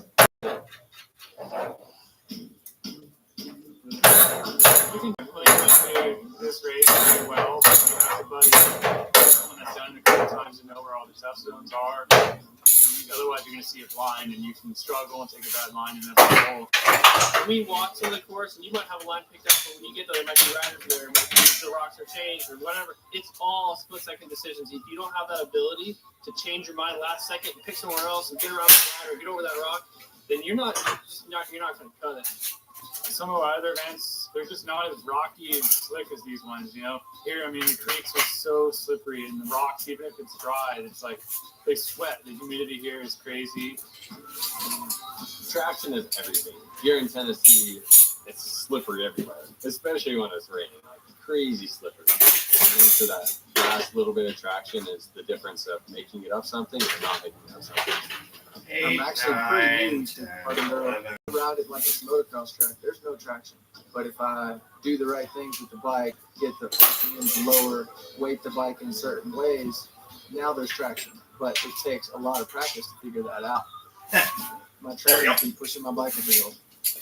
Literally, I go ride, and then I find a hill and I push my bike up it 3 or 4 times. I have to push a lot because I'm not a trial rider, so sometimes I don't have the technique to clean the uphill or clean the section. I didn't grow up being a college rider. That's definitely one of the most important things of the sport. So I knew my weakness was my technical ability. So this winter I rode my college bike maybe like 50 days at a 60 or 70 day period. Like I lived on it every day, no days off. I want to win.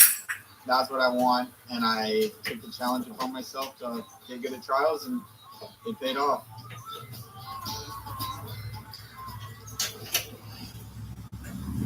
Well, things certainly going well. Almost Tristan there. At the moment, he is leading the first group. The third group is now at the start line, ready to begin. Remember, the top three from each group will advance through to the final. We've got some big hitters in this one. Benjamin Herrera, the Chilean, on the Beta bike, as well as Ronnie Como, Ryan Sykes on a KTM, Quinn Wenzel and Adam Hartnagel are out there as well.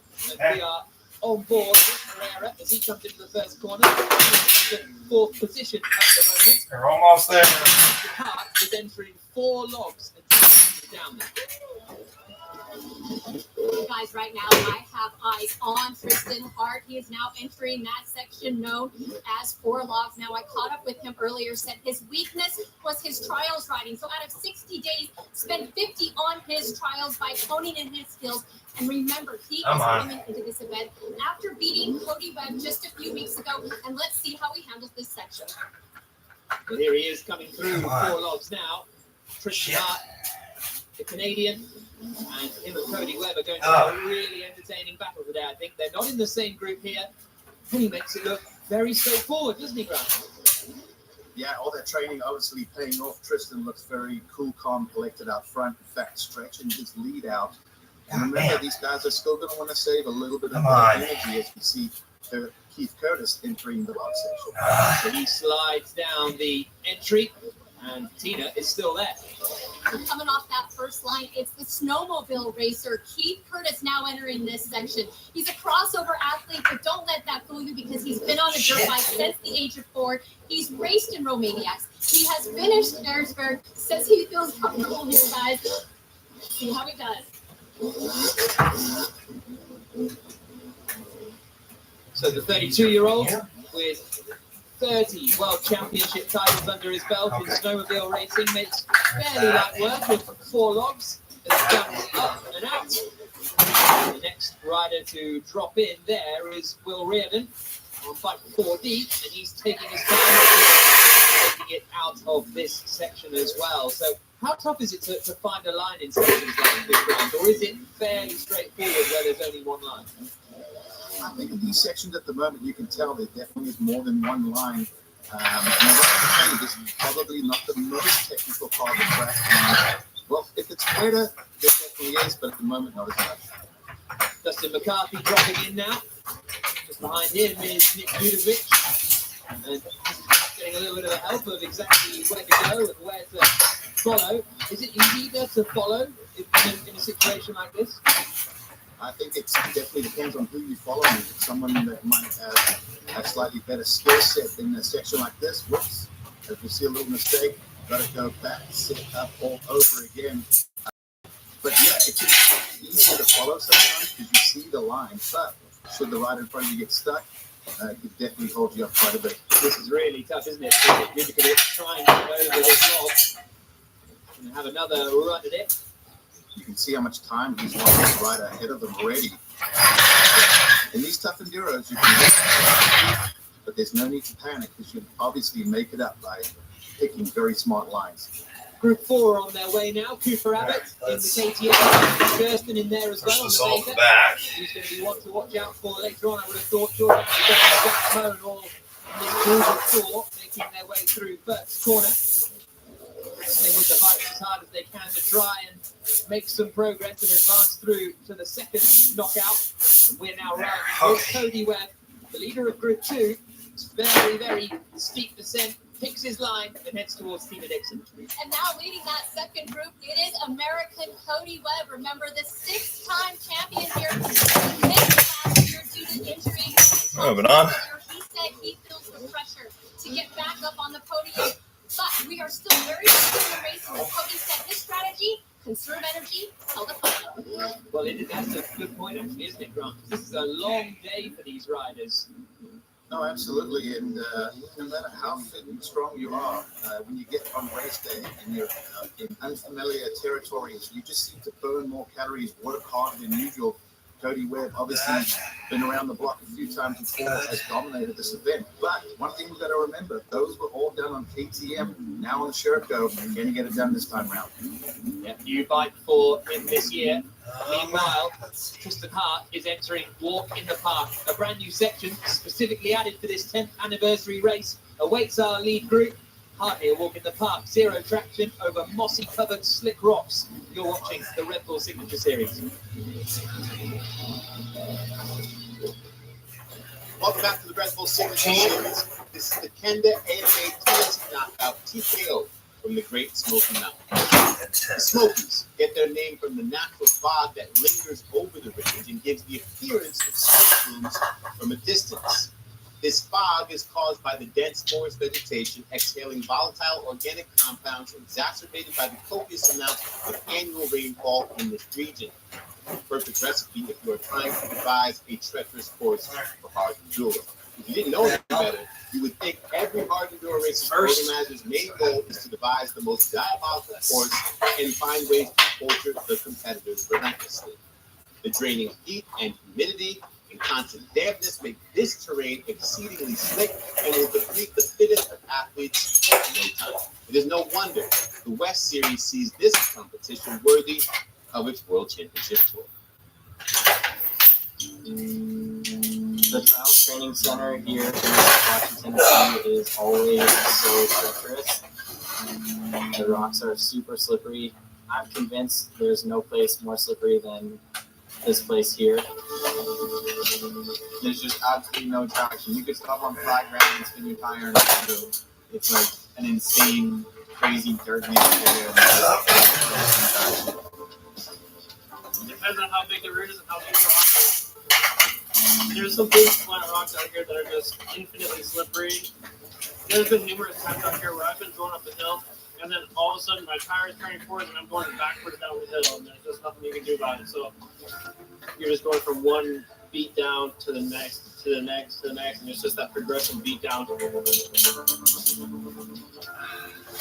heat on the East Coast is a whole nother animal.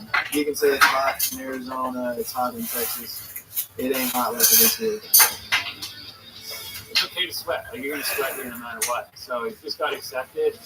When it gets really humid in these hills and hollers out here, it's almost like you can't breathe. And you get so hot, you sweat so much that it's not cooling you off anymore. I don't think I've ever been hotter than when you're pushing your bike up a hill. When you're stuck for 5 minutes and don't feel like you're gonna be able to get out. That's tough. That's when the heat really gets to you.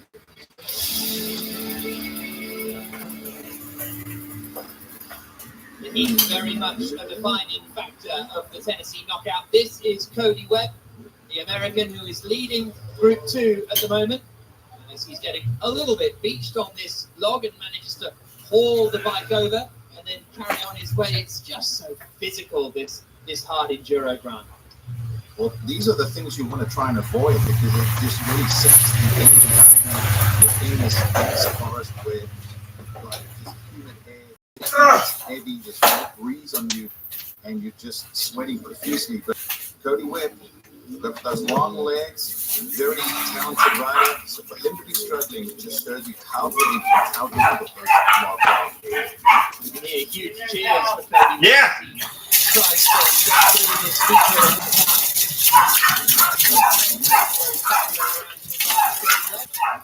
Here is Ryan Sykes, who's in a bit of trouble and is actually getting passed by the number 5 bike there, Quinn Wenzel. So Ryan Sykes struggling a little as he tries to get on top of this hard enduro style of riding. Well, Wenzel came in there with a whole head of steam and actually made a bit of contact with Sykes, who now is waiting for Wenzel to move so that he can have an opportunity. You can tell just how it's getting difficult. Look at the bike just wheel spinning, no traction. And as they do this, digging deeper and deeper into the ground, it creates deeper ruts. You get tree roots becoming exposed.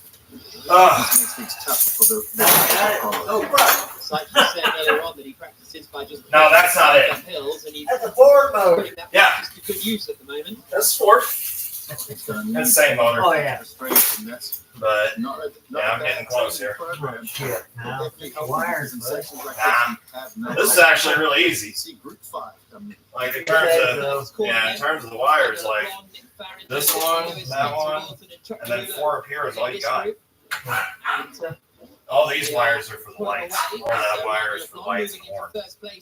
It's Tranny's fucked, huh? well, tranny, and it's been leaking oil since 100 Acre Woods. Oh yeah, So yeah, like bad man still. yeah, so I'm just pulling all that stuff out. Not hard. Oh, Bodie, hush. I went out there and gave him a pat.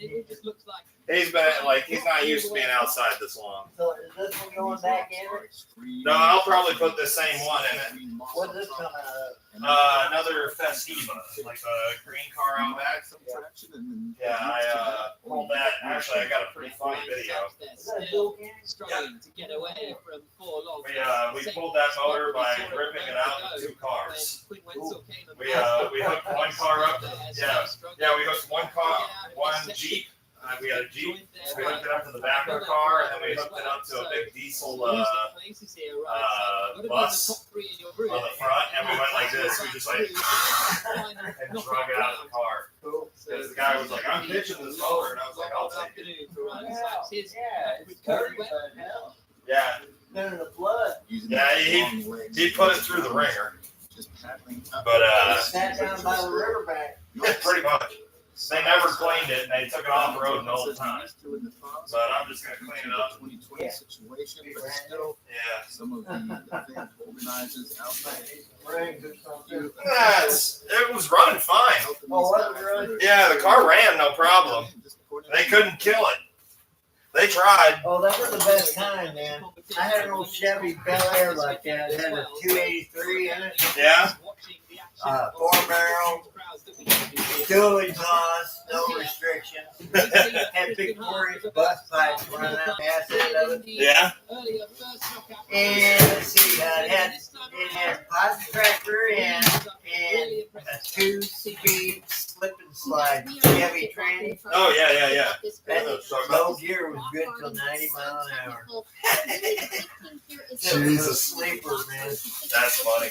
Big old steak one. Yeah, I'm down to just I brought it up because the only thing I got to do is unhook the exhaust, unhook the mounts. There's 4 mounts, and then unhook the transmission from the shifter, and that's it. It's ready to go. Huge rush for him. He just needs I to guess be in the after a top while 3 they kind of of like this second group.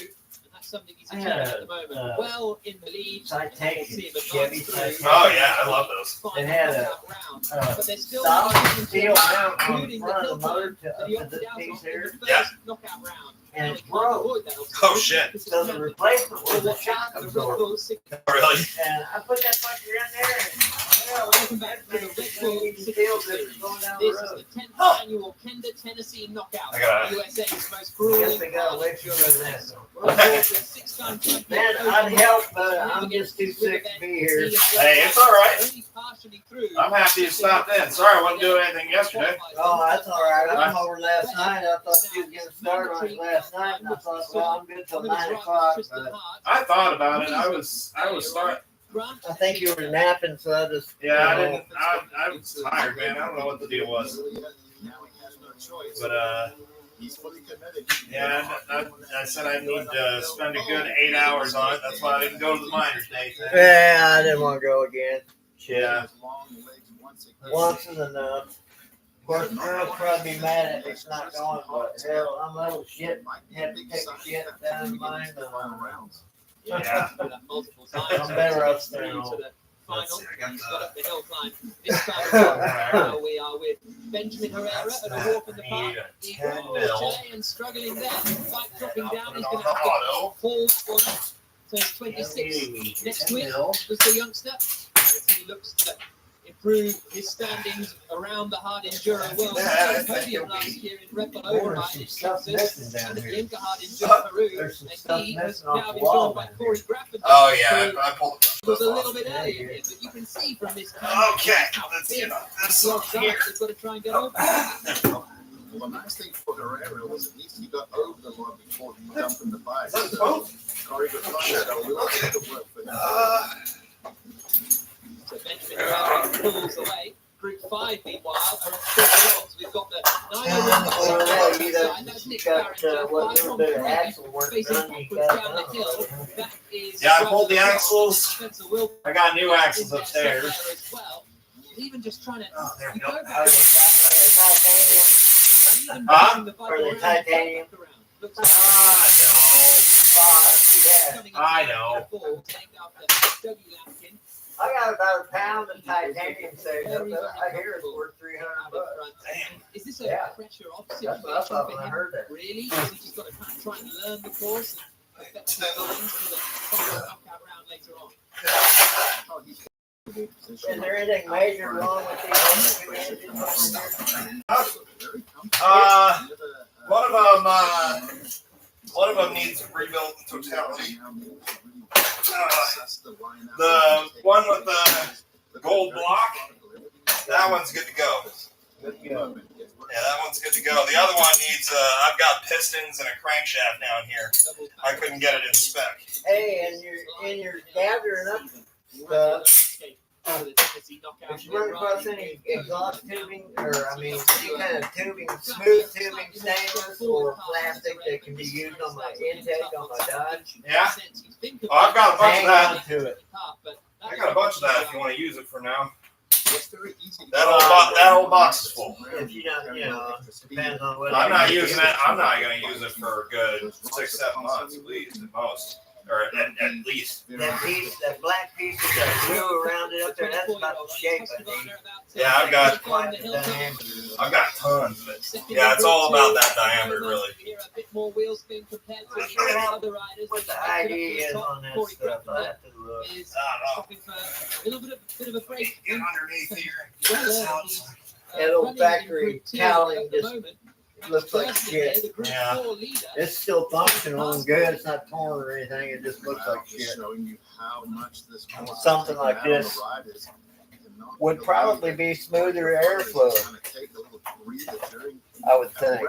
But when you're trying, you can't make the good decisions. Go to the breath. Max Verstappen then going past Don Baker from Scottsdale, Arizona. We're on board with it now. Get my shield on. He missed TKO last year after picking up a hand injury. Yeah, I got this thing over here. Just for that. He's made up a place. Yeah, there you go. Rider in a different group. So Everything you see through. yeah. Advancing through. Here's Benjamin Herrera now, the Group 3 leader. He is That's in the fine. climb. Wanting a bit of a cheer, asking for a bit of advice from the crowd there. Can that really help? All right. Should I go more to the right? And wow, he gets up there very nicely. So maybe the advice from the spectators really helped him out. Good work from Benjamin Herrera. He gets to the top of the hill climb and is on his way. Okay. As he then drops down the other side of that crest. Not a lot of flat ground around here. You notice the riders are either going up or down. And this would be maybe one of those sections you could say that gives them a chance to catch their breath. But you see how many tree roots and boulders there are. If you're not careful, those can jump out and bite you and also create damage, which could lead you to not finish the event if there's too much damage to a bike. You mentioned it earlier with the descents, but how hard do you have to push on these kind of flatter parts, or do you not have time to take a breath because this is the time you've got to get flat out?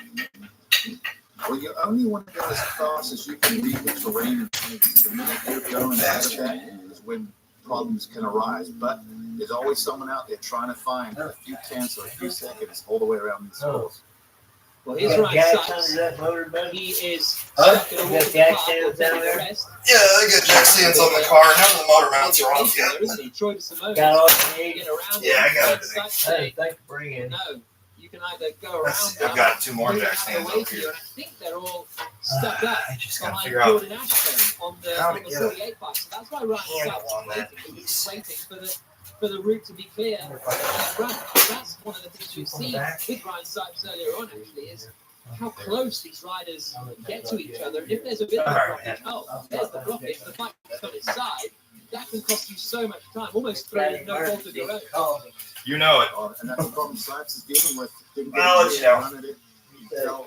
Getting wore out, but doesn't want to move over and lose a position. Remember, these guys are trying to qualify for the final, so every position is critical. So a battle in slow motion at the moment for qualifying spots.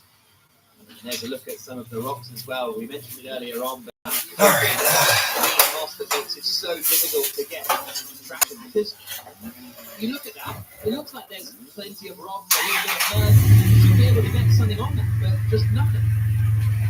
I've heard the riders talk about it all, about just how slick it is and deceiving. It looks like it should be a problem to get up there, but they're just wheel spinning so much. It makes it rough to figure out which tire compounds to use because you have so many variations of surface. So Jordan Ashburn has got through then. He's got over that log and got away a little bit. It looks as though Ryan Sykes is getting a bit of encouragement, and he sends it straight over. Nice job from Ryan Sykes, and the crowd show their appreciation. Oh, and you can tell Sykes is relieved, and unfortunately just throws the bike down. You can see by the body language, he's getting to that point quicker. He's maybe questioning getting into hard endurance. This guy has done everything on two wheels, but at the moment, this is really taken out of him. And Ryan Sykes is a really fit athlete. So to see him struggle like this, you know it's What is it that makes you a rider want to swap disciplines? What is it? To sort of prove themselves, or a new challenge, or a variation? Well, I often say these enduro riders, they're a special breed. They're the only ones that spend their time and money to sign up for punishment like this. But there's something to be said about it. I think a lot of people could relate, whether it's running a marathon or doing a triathlon. It's the same thing. It's man and machine just testing themselves and the strength, the willpower, and trying to not just give in mentally at times. When you cross the finish line, it is so rewarding. You feel like you've just accomplished something huge. Well, who will overcome the heat, humidity, and treacherous terrain to advance to the final, of which riders will succumb and be knocked out? Cody Webb navigating this section, but we've still got plenty of racing ahead. You're watching the Red Bull Signature Series.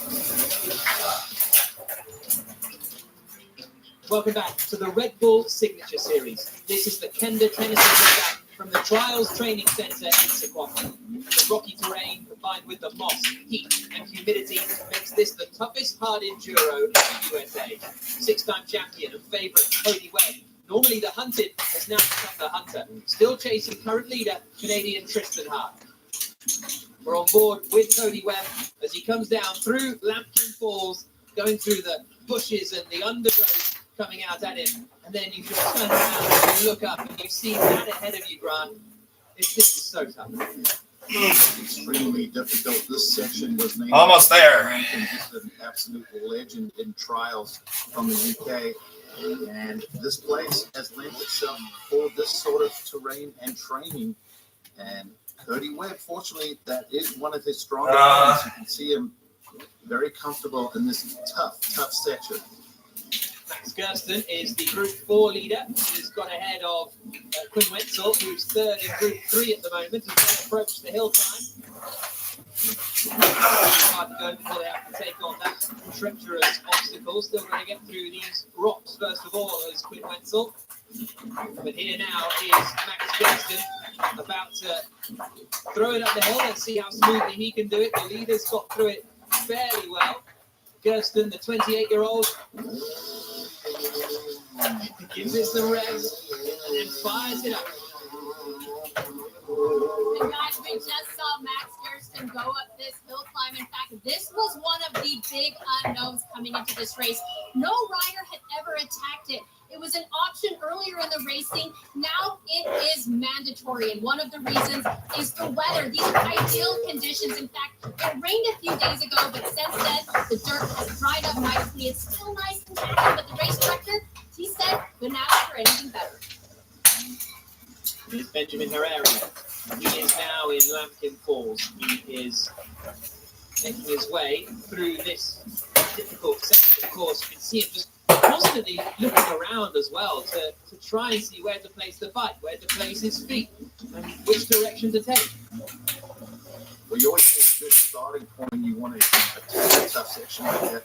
He is leading his group, so in a comfortable position enables you to take that hit. Not being a panic situation.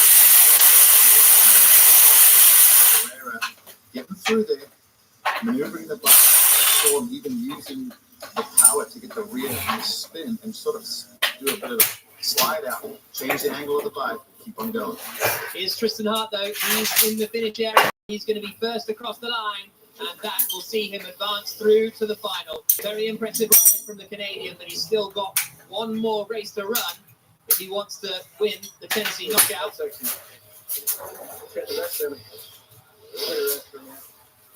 Ryan Sipes saying that section got the best of him and he needs a rest for a minute. And he looks like he's in a bad way at the moment, to be perfectly honest. Okay. Getting a little something to drink there. And, man, I just never thought I would see this out of Ryan Sipes. The guy is an absolute animal on the motorcycle. And you can see right now just doing anything he can to try and get himself to that finish line. Max Kirsten, the next rider to come into Lambkin Falls on bike number 15, down in Group 4. He's actually progressed pretty well. As I say that, it's a little bit stuck. As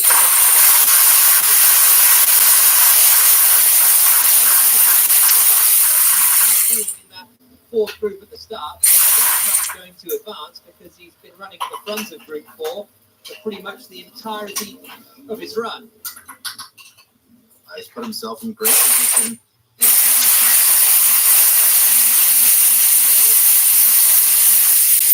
We've seen track position can play a large factor. Clear track in front of you, enable you to pick your lines.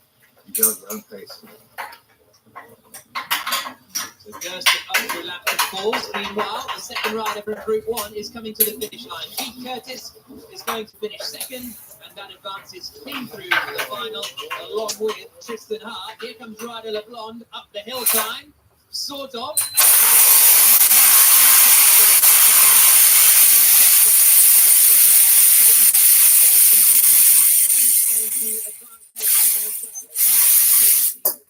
Finish line. Corey Graffender with a new air conditioning solution.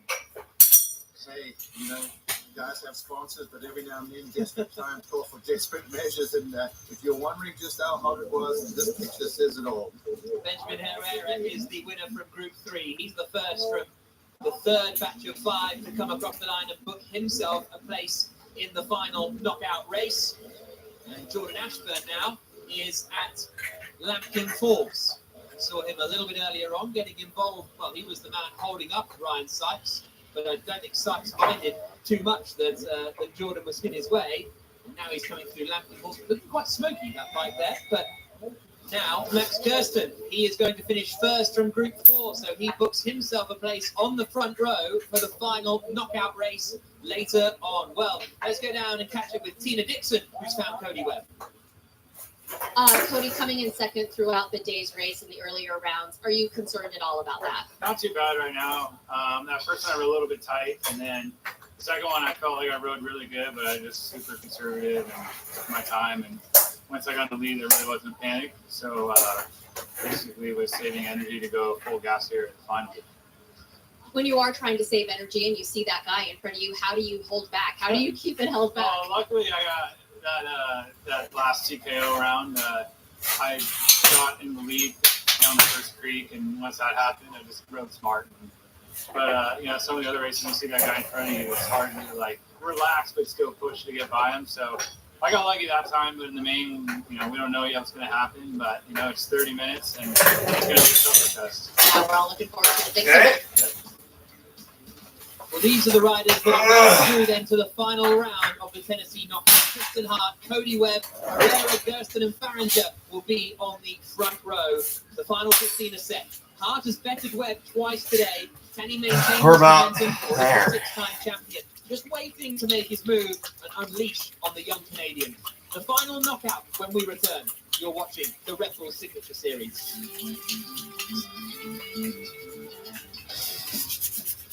Welcome back to the Red Bull Signature Series. I am your host, Salema Masekela.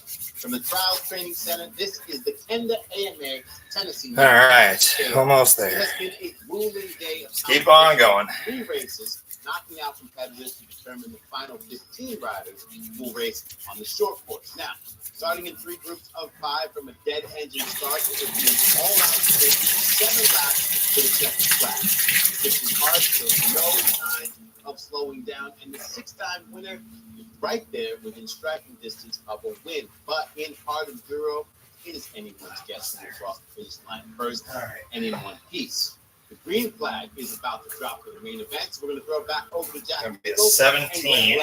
For the call. Thank you, Simon. This is how they will line up then for the grand final of the Tennessee Knockout. Tristan Hart, Cody Webb, Benjamin Herrera, Max Kirsten, and Nick Farringer are the 5 riders on the first row as we wait for the race to get underway. 30 minutes plus 1 lap. Who's going to get the whole shot? You see the jet engine starts there. They start button, get it going.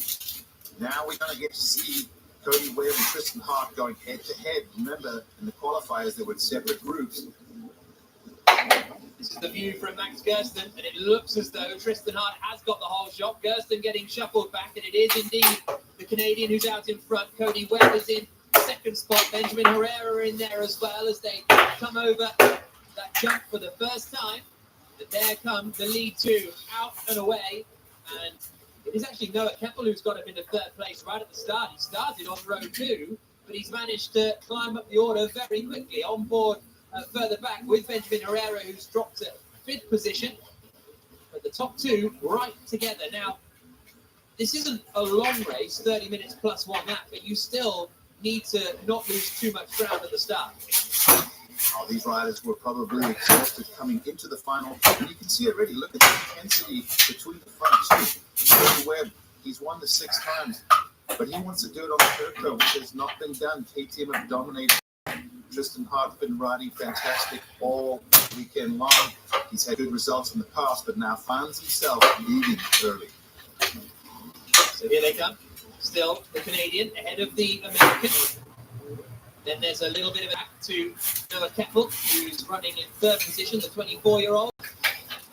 Look at these top 2 right together. Seeing them go absolutely head-to-head is really quite spectacular. We saw them pretty much on their own for most of the fight. To the back of Tristan Hart. If they swing through that left hand around the Hart gets a little bit of a gap, but it's so tough to keep following in these positions. You can see the crowd that have turned up from the riders' family and friends.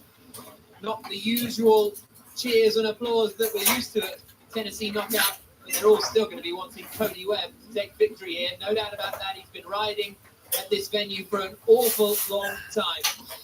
Now let's go down and join Tina with one of the riders that didn't make it through to the final. Ryan Sykes going outside of his wheelhouse to do this hard enduro, and it was a tough one out there. How would you describe your exhaustion levels right now? I mean, mainly it's just cramps. I'm cramping in spots I've never cramped before. I bend over, I lock up. So it's just, I guess the heat, and the exertion just, I don't have quite the skill level that these guys do, so I work a lot harder to get up some of this stuff. And it got, at the beginning of that race, I was 5 minutes in, I got stuck for a good 5 minutes. I took a lot out of it. By the end, I was done. Even if I'd have made it, I don't know if I could have raced the final, but I finished it. I finished the race too, so I'm okay with it. That's all. Thanks so much, Ryan. Well, I don't have abs to get cramping, but nevertheless, an extreme supreme athlete like Ryan Sykes, experiencing things he's never felt before, and he's been riding bikes all his life. He's going to be sore in some areas he didn't even know he had muscles. And as far as the front 2 go at the moment, you can see the intensity. They were pushing it.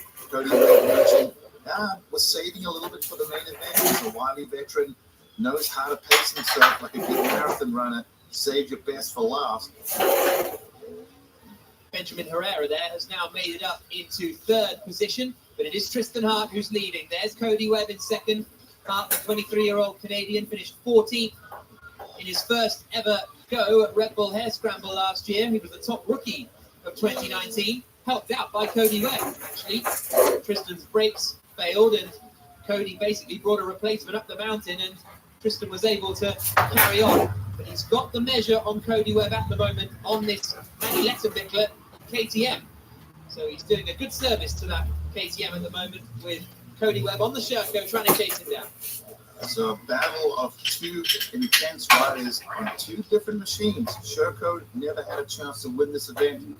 KTM undefeated. You know Cody Webb really wants to put his name on that list on another machine, just proving, hey, maybe it's more the man than the machine. Yeah, indeed. He's on this new bike for this event. They're coming around now to complete lap one, and they're very much in a class of their own, aren't they? Across the line comes Tristan Hart in the lead, Cody Webb straight after him there in second position. Then there's a bit of a gap back to Benjamin Herrera in third spot. Oh, we're getting to see some of those lap times. You can see not a big gap between Tristan and Cody. Tristan doing a 4:44, Cody a 4:48 as Herrera comes through. He'll complete his first lap about 13 seconds behind Cody Webb, also in the 5-minute range. So just showing you the time difference between the front three. There is Herrera swinging through that hairpin left, the first tight corner on the course before he goes back out into the forests. And Tristan Hart has dominated all day long. But Cody Webb said he was saving all his energy for this final race. Benjamin Herrera of Chile is also in the hunt and chasing close behind. Who will be crowned the 2020 TKO champion? You're watching the Red Bull Signature Series. Welcome back to the Red Bull Signature Series. This is the Kenda Tennessee Knockout, and racing continues in the final round. Canada's Tristan Hart leads in the second lap of the race with six-time champion Cody Webb right on his heels. Youth or experience, who will prevail? Webb has managed to close right up to the back of Tristan Hart. God damn it! Hart had a reasonable lead at the end of the first lap, but Webb has clawed it back in, Grant. Yeah, it's going to come down now who makes the least amount of the big mistakes. They're all going to have to really navigate carefully. And also the track has been breaking down throughout the day. Rocks have been moved. Logs are more exposed. Cody, at the moment, looks like he's just having to sit there in second place and put the pressure on Tristan. Now, with Tristan, that's not very confident knowing you're giving him or is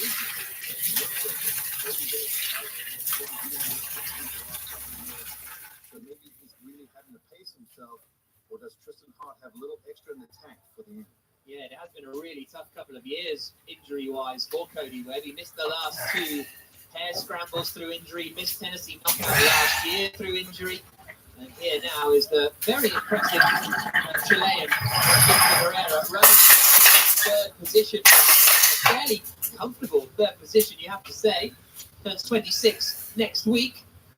And a lot of riding in his native Chile before moving over to compete. But there are our top two. Still Hart ahead of Webb. If you're in the lead here, are you trying to build up as big a lead as possible, as you were referring to earlier, or are you just managing your pace, managing the gap, not going too hard? Well, obviously, Tristan Hart doesn't want to ride over the limit, but you also don't want to feel like you're one mistake away from losing the control of this race. And so I think for Cody Webb, you know, a lot of times for riders, they prefer being the hunter rather than being hunted.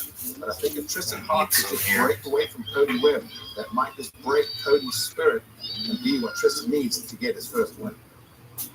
There's Herrera again, running in that third spot fairly comfortably. He does have, just see in the background there, Noah Kepler doing a good job on his Husqvarna. Still a very good job from Benjamin Herrera, the Chilean, running in third spot. He's now coming under the bridge that we saw the leaders take on a couple of moments ago. Fairly lonely. Hasn't got enough to match the riders out in front.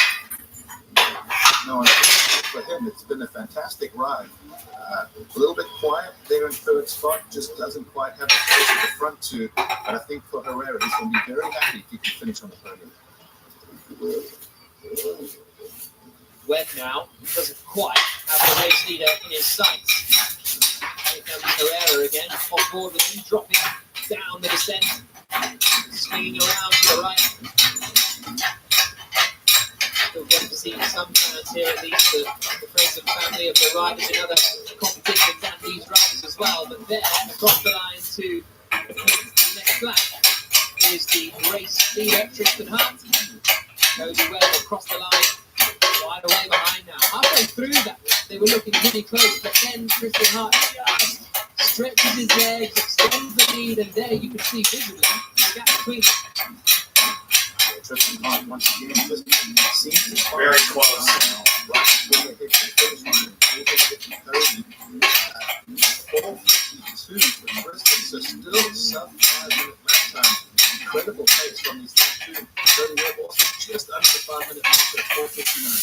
There's no right in fourth position at the moment. He's racing for Husqvarna, not racing full time, but he is here competing for Husqvarna. Colton Hackett, their usual rider, out through injury. There is the third place man, Benjamin Herrera, and he's 5 minutes that time. That's half a minute slower than the one. Half a minute slower than the leaders that he's trying to fight with. There's Noah Keppel across the line, 4 seconds slower than Herrera. So 30 seconds in one lap. Just shows you the advantage that these top two have over everyone else in the field. The front two obviously not making the big mistakes and keeping their momentum going, even in these tough conditions. But behind, Herrera still holding strong. So lap time could have been due to a big mistake, and maybe finally starting to see the fatigue setting in.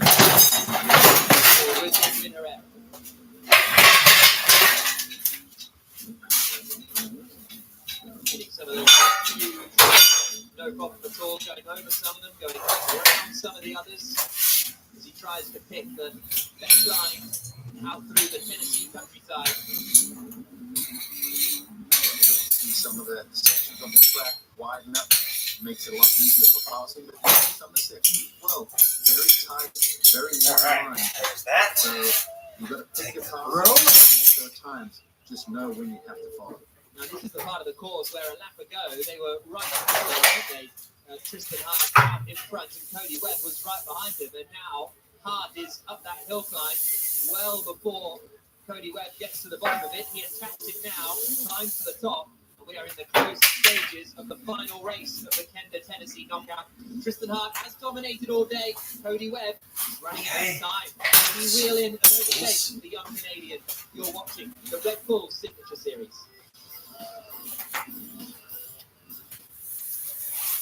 Welcome back to the Red Bull Signature Series. We're in the final stages of the 10th annual Tennessee Knockout. Leader Tristan Hart is about to complete the 6th lap with Cody Webb still right on his tail. Benjamin Herrera in third and Noah Keppel in fourth. If Webb has any hope of capturing the second title, he'll have to make a move soon to overtake the young Canadian.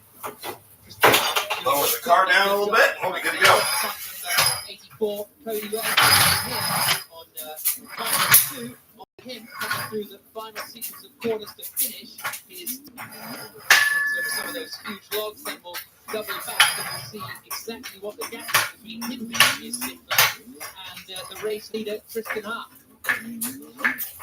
You can see this section out in front. It's starting to look more like a motocross track. You've got the deep ruts forming. You can really see the lines coming in. As we head back into the wooded sections, Gersten having a great ride. He was way back in the pack on the lap 1. His way from 13. Now found himself in the top. We've got Keith Curtis and Ryder LeBlanc in the battle for 5th and 6th.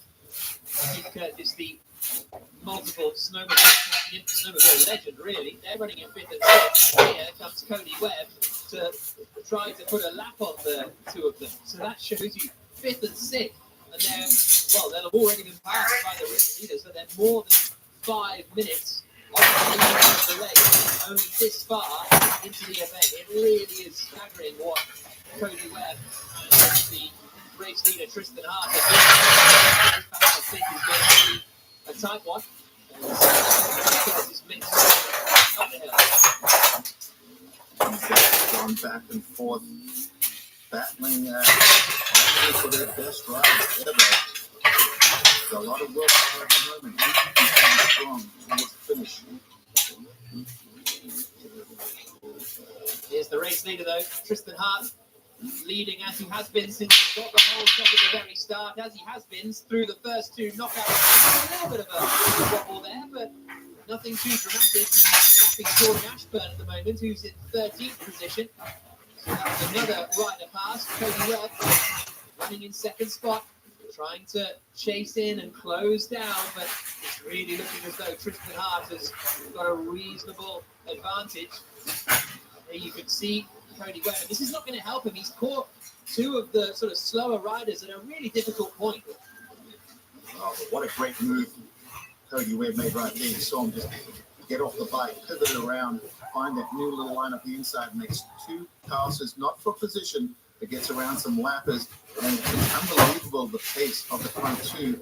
They're lapping this high up in the field. So Webb the hill the other side, where we saw the race leader a couple of moments ago. Webb taking a noticeably different line there, but still getting the job done, trying to close in on Tristan Hart out in front, then up to his fifth place man on the 7-11 buck. The battle for fifth position, Keith Curtis just ahead of Ryder LeBlanc. And here's Max Gersten, he's closing in on both of them. He's in 8th position, having dropped down to 13th, as you said earlier on, Grant, but he's still got a shot at closing in those guys. Here comes Cody Webb, though, trying to find anything he can to close in on Tristan Hart. But well, what happens to your mindset once they go out of view? Once you can't see what's going on, does that change things a little? It makes it really hard to stay fully motivated. You can see Cody now has gotten rid of the goggles, probably just wanting a little fresh air on his face, but the intensity has not dropped off from him. You can see through that rock section, just going about as fast as you can through there. So still putting the heat on. Who knows that Tristan Hart's one mistake away from being right back in this battle.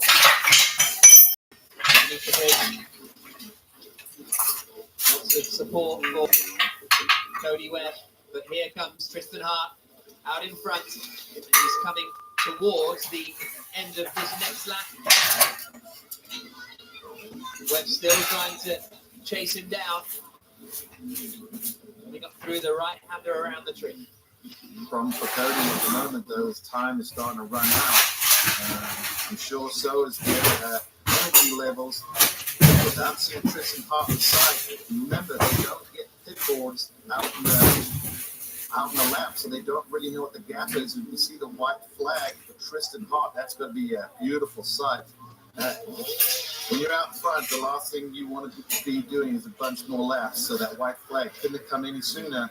This is going to really help him. And when you see that white flag, even though you might be tired and drained, it's like a little second wind, a little shot in the arm. You just know one more time you've got to navigate this tricky track. The other thing for Tristan Hart is that he's leaving that start complex. He'll have taken the white flag, and he won't even see Cody Webb anywhere behind him. Webb's just approaching the finishing zone now. In fact, there's Tristan Hart leaving it, so maybe they flash past each other just as one's leaving and one's entering, and that will give Tristan Hart a huge boost of confidence, knowing visibly the advantage he's got going on to this final tour. There comes Cody Webb. He does not have long now if he wants to somehow haul in the race leader up in front. Tristan Hart looking in a very commanding position at the moment. Thank you, Jack. Heading into the final lap, as Tristan Hart still holds a lead over the 6-time champion Cody Webb. Hart has dominated in all 3 races today, but look at the last man standing. But is the experienced Webb just having his time to move on the unconditional? Who's going to be the 2020 end of with us? You are watching the Red Bull Signature Series. For the Red Bull Signature Series, it's the final lap of the 2020 Tennessee Knockout, America's toughest hard enduro race. Well, Leader that Tristan Hart sucks. of Canada has widened the gap with a big lead on the 6-time champion, American Cody Webb. Hart has executed virtually flawless racing all day. There's a lot of Cooper Abbott there stumbling. He's in 15th position. No, Apple in there running in 4th spot. here's Cody Webb in second place. And at the start of that final lap, the gap was 56 seconds to Tristan Hart on a 5-minute lap. This is going to be really tough. It's going to rely on Hart running into a lot of trouble here, Grant. Well, for Tristan, this is the perfect position to be in. He can, turn it down a little bit, really take his time figuring out the track on his last race because it has deteriorated throughout the race.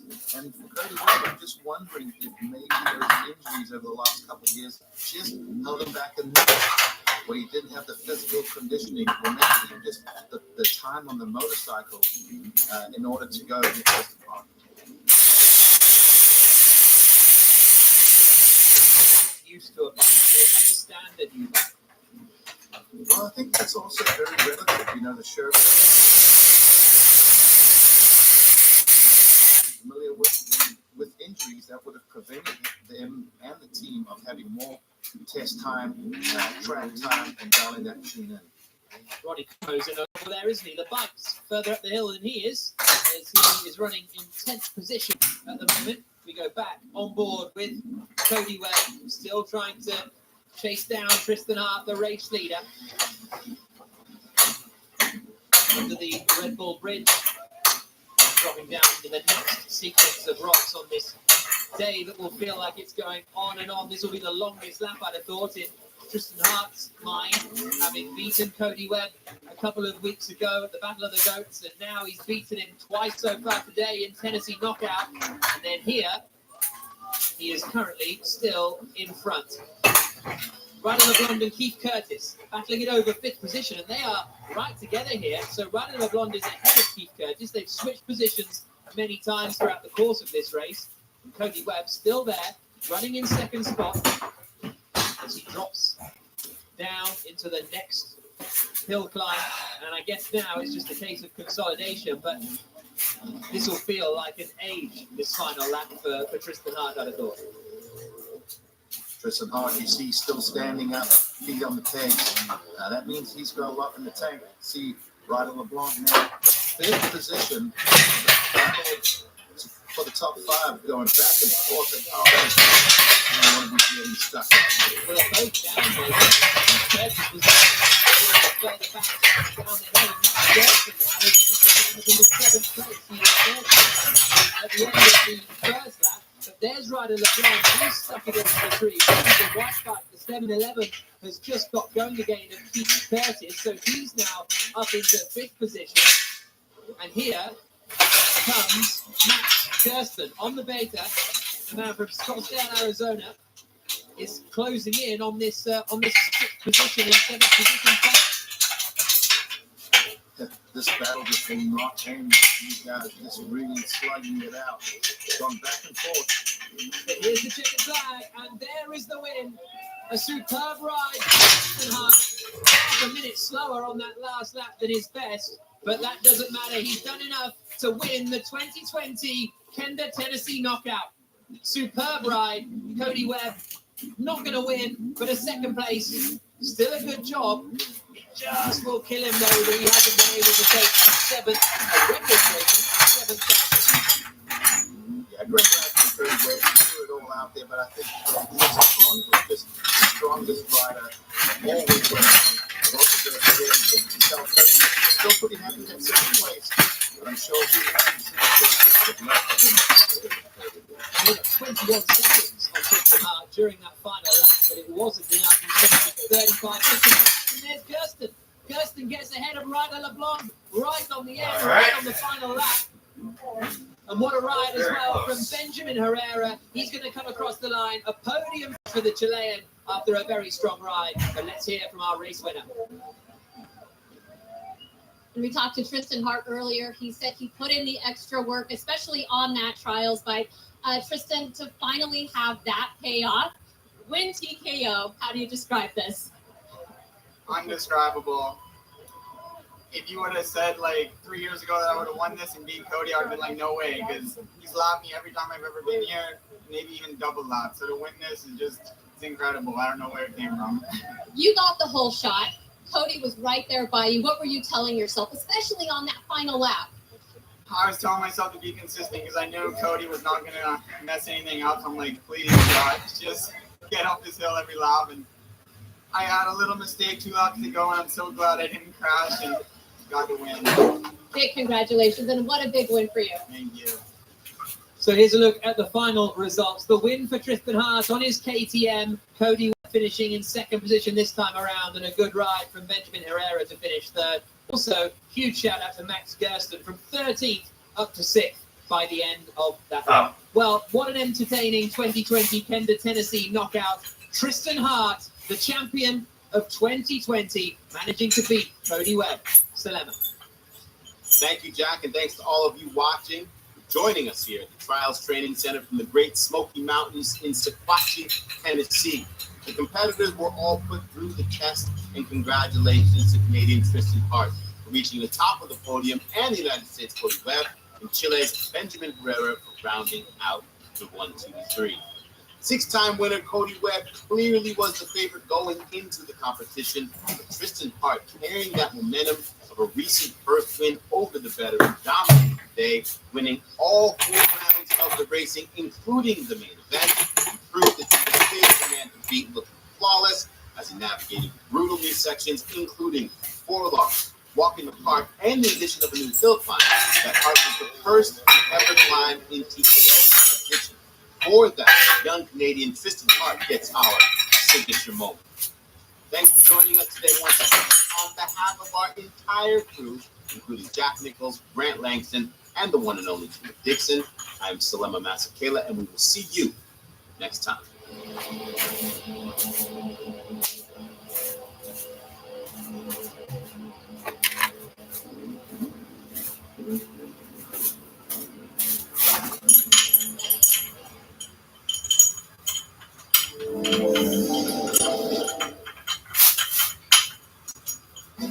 You've seen one of these before. It's your run-of-the-mill GPS that we use all the time. After the bridge, take a left on the left. What if you had to use one to negotiate the Transylvanian countryside, off-road, no streets, no annoying robot voice to guide you along, just the screams of a 2-stroke engine and a never-before-ridden route? Recalculating. 4 days, these riders are going to use their bike-mounted GPSs and challenge like no other competition in the world. You make a wrong turn out here, you get swallowed up by the land. But for those that reach the finish line, they're going to revel in the glory of surviving the world's hardest enduro rally. This is Romania, and you're watching the Red Bull Signature Series.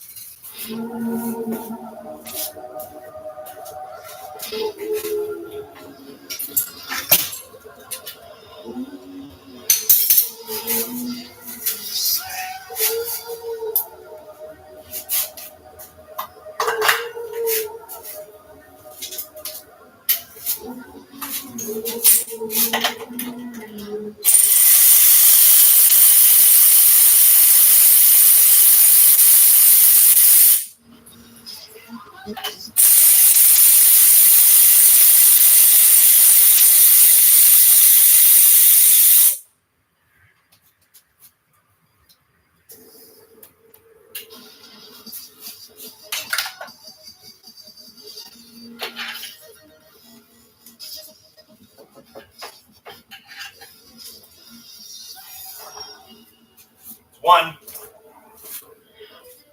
Hey everybody, Sal Masakela, the host of the Red Bull Signature Series, and allow me to welcome you to the Carpathian Mountains that surround the charming medieval city.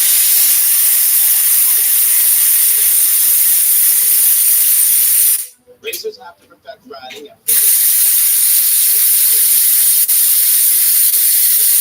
roads and tackle sheer hill climbs.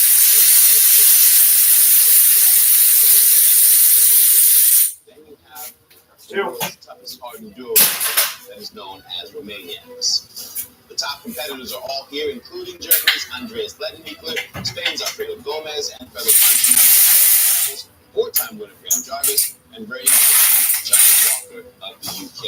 The very best of this 4-day rally are set to start off, so we're going to check in with Lee Dippy and the legend, Ricky Johnson. Sal, thanks very much. Ready to get things going for Red Bull Maniacs. This really is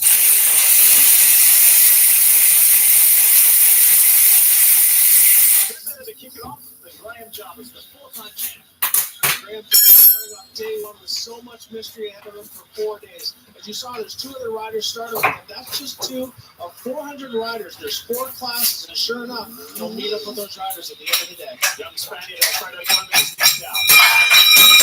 You can see Gomez pacing off the other riders, but soon he's going to be passing him and moving on. And starting third, defending winner Johnny Walker. Let's see from Tina Dixon. Tina? Well, hey, Ricky, welcome to the 2015 Romaniacs. I'm here at the start gate, and you can see behind me all the riders getting lined up, and they are fighting at the bit to get out there on the track. 473 riders will go through this course today. 372 miles will be ridden. Now, that adds up to a total combined time of 24 hours on the bike. That's a lot of saddle time for these riders. But, guys, it was Graham Jarvis, the first to start today. 4-time winner, followed by Alfredo Gomez and Johnny Walker. Now that was Johnny's strategy. Yo! He wanted to follow Hey! the top riders, make a big pass today and set that quick tone. But guys, standing here, you can just feel the anticipation as these guys want to get going. Lee. Tina, thanks very much. All of the big names here at Romaniacs. Like Lenny, Andreas Leighton-Bigler, who leads the gate at the same time. I really want to touch base on what Tina was talking about, the anticipation of the unknown. There's one thing to race against competitors, but to go into these mountains and not knowing how tough the course is going to be is going to be unbelievable.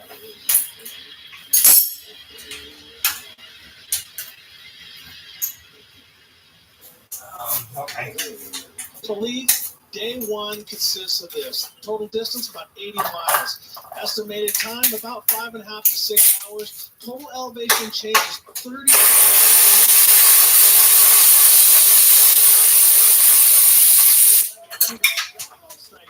The competitors have to tap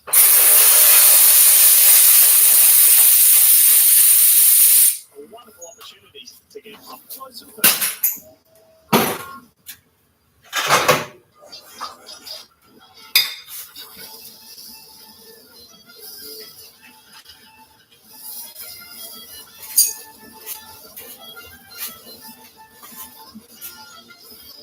To win the prologue takes a lot of talent and a lot of luck. The winner of this doesn't just start up front, they get to pick their spot, so they can pick one, first, second, third. It's up to them. And the prologue winner, Johnny Walker. He elected to start Romaniacs from third.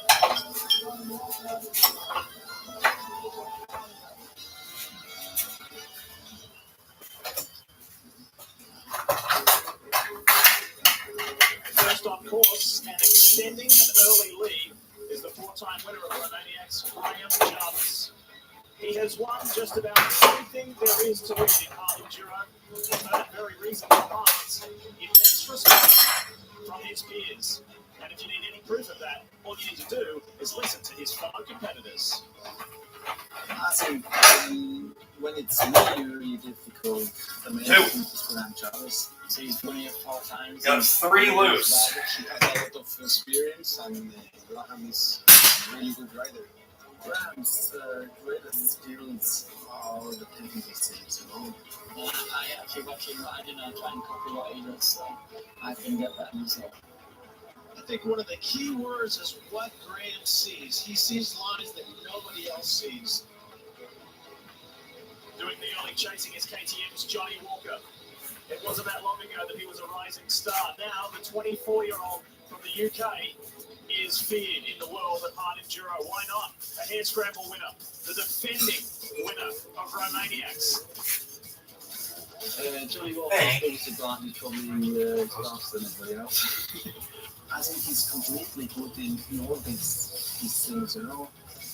Fast rider, good motocross rider, good trials rider. He doesn't make many mistakes and prepares well, so yeah, you can't really feel he's a hard man to beat.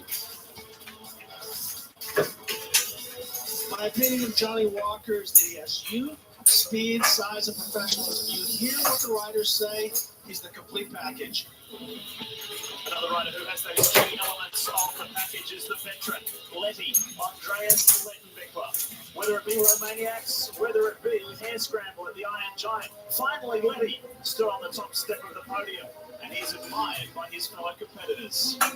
I think Letty Wedges is Bavarian and he's a hard dude, you know, he will never quit. Letty, you know, similar age to me, he's got the experience, he's been here a lot of years, and he's still a fast rider, and I'm sure he's going to be well up there as well. Letty is one of those guys that has experience, determination, and strength. Graham Jarvis, early leader, day 1 of 4 in Romaniacs. However, the hot field that are doing the chasing will not let the veteran get too far in the distance. And now, the leader, Jarvis, into single track. Jarvis was so much confident, he grabs the front brake, lifts with his legs, rotates the back wheel. A very, very strong trials move. And look at this. There is a big challenge from Andreas Lettenbichler, who has caught Johnny Walker on course, which means, on corrected time, he's ahead of Walker. And what did Walker say about Letty? That he's so determined and so strong. He's not the guy that you want on your tail. And right now, Letty can learn from Johnny Walker and watch those lines. This will be interesting on that tricky left hand.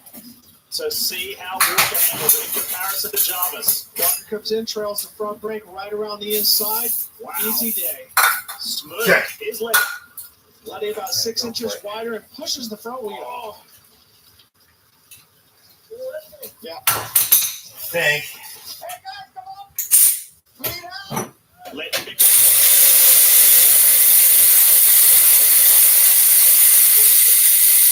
The top 3 riders and their respective lines.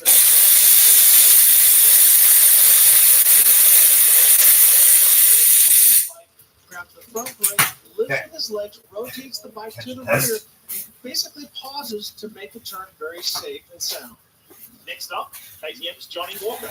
Johnny Walker uses his length, hangs off the back to keep weight off the front wheel, but trails the front brake and holds a tighter line to keep himself safe and up against the wall and safe around the corner. Here we see Letty take a slightly wider line and he thinks that he can make it around the corner, but as you see, he pushes his front wheel off the edge and down he goes and gravity takes over. Only if you're going to crash, the best place to do it is in front of the cameraman and back on the trail. All right. Johnny Walker with an advantage. Letty having crashed. However, Johnny has made his own mistake by missing a turn. Lettenbichler finally gets going again. Well, now Letty has to figure out how fast is Johnny going, and now Johnny is a race against time. He doesn't know how far off track he is because he's been watching his GPS, and in the woods, it's very hard to stay on track. So, advantage gained over Lettenbichler. Now advantage lost. It's up to Letty to reduce that deficit. Right now, Johnny Walker, all these demons are going through this time. How far ahead is Graham Jarvis got? Has Letty made up the ground that I just made on him? So now he's not racing against the competitors, he's racing against himself. And look at the time loss as he comes back into the single track section. One of the notable differences with Romaniacs in comparison to an event like Hair Scramble is the riders must use their GPS. How big an impact does that have on the riders? Andreas Lettenbichler and Johnny Walker tell us. A real challenge to ride with the GPS, you know, this is totally different way. It's difficult to use the GPS. I run 2 GPSs. On the faster stuff, you look at the one really far out, and then on the technical stuff in the tight trees, you look at the close one. So all the 3 boxes and you can't see anything when you look at the GPS and you don't go it's difficult, but I think I managed it really good. Well, Letty has now moved into second overall at this point, but you have to remember, folks, that this GPS is only 2 inches wide, and Johnny Walker has 2 of them, so he has to manage back and forth. Incredible skill. Here we see Paul Bolton as he goes down the hill, he's managing with the rear wheel. You can see that the rear wheel is locked up. That lets you know how steep this terrain is.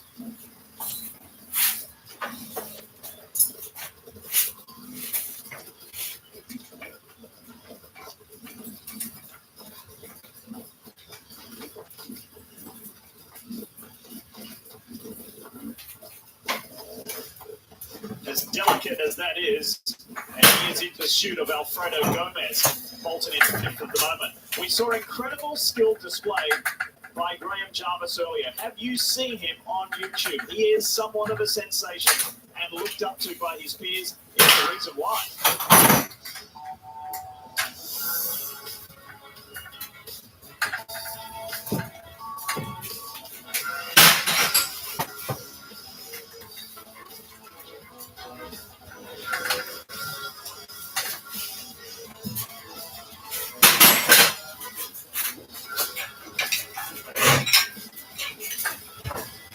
Graham Jarvis is one of those riders that makes you want to ride a motorcycle, but what you don't see is all those times he's made mistakes and crash. See you pull off some of those moves up. Not exactly.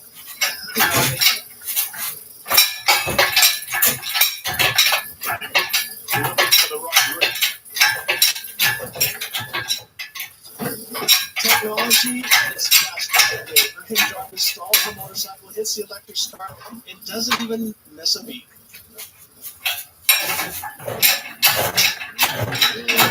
Johnny Walker comes through here. Obviously, you got to stay out of the way of the riders. First, Johnny goes side to side, picking the line of where he wants to go. As he comes up, he uses that long torso. Oh, shit. Okay. Wheelie the bike around. Now, there is no way you or I could ever even dream of doing what he just did. Here's a little bit smarter that pulls the same technique and runs the lower line up and over. Now we have Andreas Lettenbichler, who comes up, who takes a very similar route because he had the advantage of watching the riders right in front of him do it and have success. The reason why we saw leader Graham Jarvis go so high, it was headed being the leader first out on the wrong route, as we have the GoPro view from Andreas Lettenbichler. Lee, take a look to the left and take a look to the right. If you fall either way, you're going to fall for a long time. So it's a lot like tightrope walking, where you have to keep your eye on the prize and make it all the way across. Here we see Bolton, who they call Bolts, who takes the same line as the guys down low, pops the clutch, wheelies it around, and away he goes. Actually, the fastest rider through that section. The gradient here is ridiculous. It is so steep, so challenging.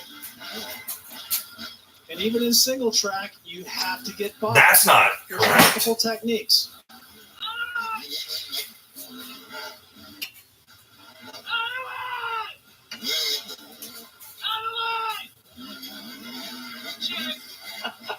At first, sounds very angry, then very grateful, and has time to say thank you. That's Graham Jarvis passing one of the lower class riders and moving on. Let's take a look, RJ, at Wade Young. Wade doesn't have the other riders right in front of him, so he takes the same line as Jarvis. But you can see he's so much taller than Jarvis that he just straddles the bike as it wants to come around. We saw Jarvis get off to the inside. Now Wade goes to the outside, tries to pull the back end around, but doesn't see the success because he's got that rock wall right there. So as he straddles the bike and he starts to wheel the front wheel down, the back end keeps sliding, so he has to straddle the bike, get to the other side, and use those long legs to pull his bike around. So I don't consider this a failure. It just took a little bit longer than the other guys.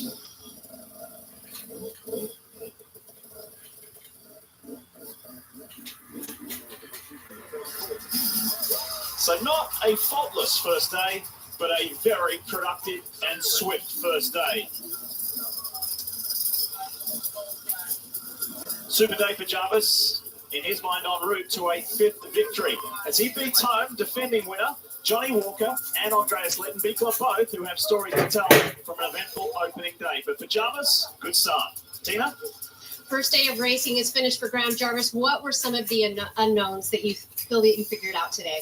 Well, the track was nothing really difficult, but it was just a bit gnarly all the way around, so a bit slower than previous years, I think. So it's just, it's pretty physical towards the end of the day. But the problem was I caught up the other classes, the silver class, so I was getting in dust a little bit, but at least there's the track to follow.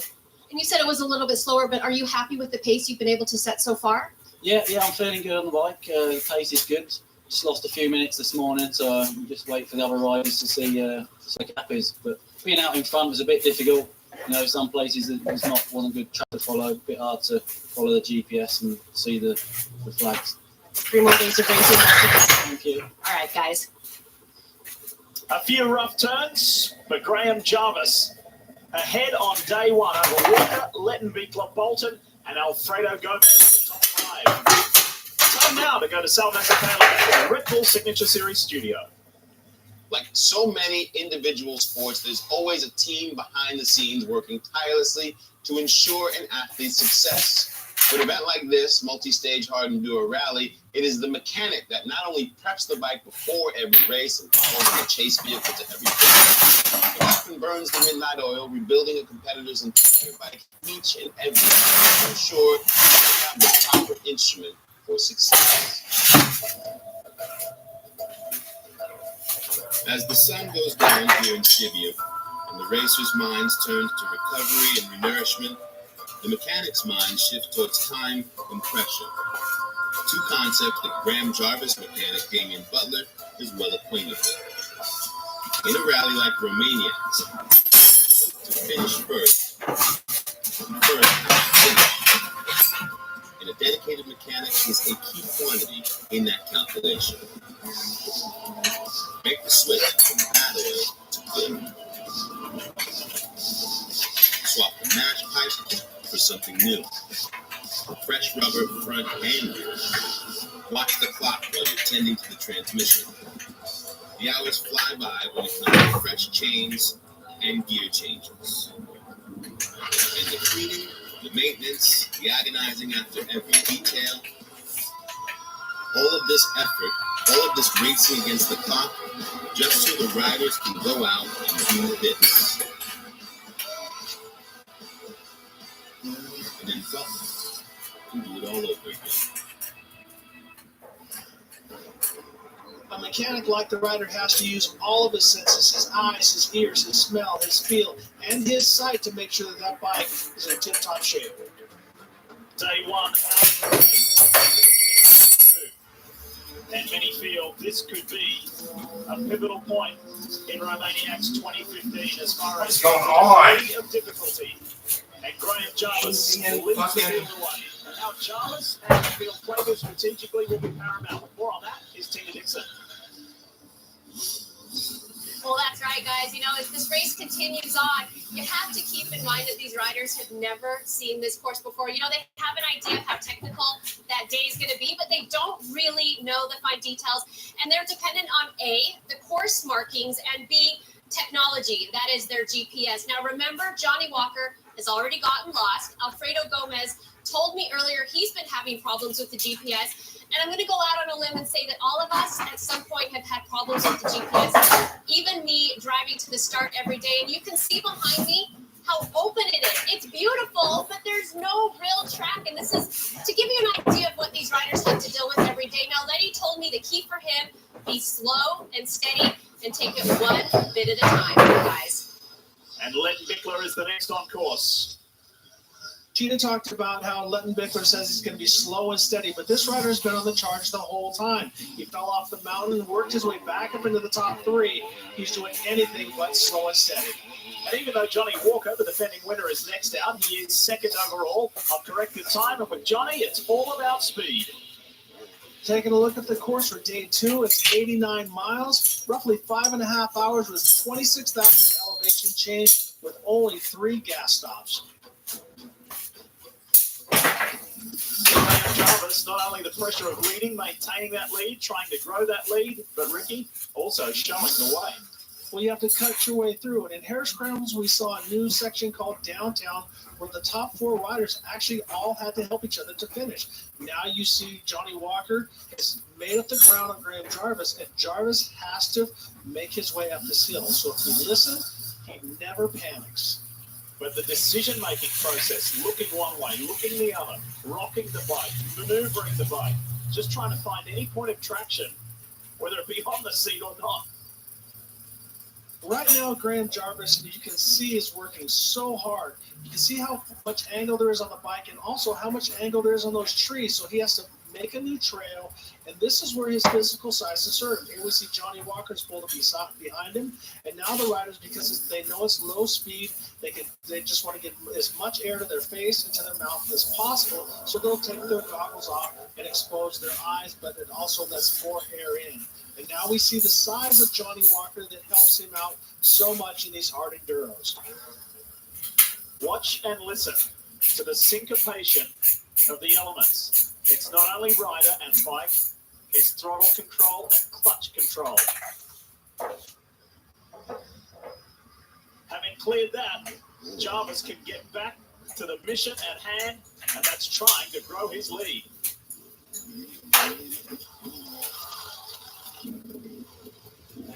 Andreas Lettenbichler. We heard the spectators screaming at him, and Letty has made a huge mistake. He is now on the bronze route and not on the gold route. As you can see, it's a much easier route, much faster route for the amateur and novice riders. But right now, Letty is what he thinks he's doing is chasing down the leaders, but he's riding further and further away. A man and a rider of his experience, Ricky, shouldn't he be saying, this seems too easy?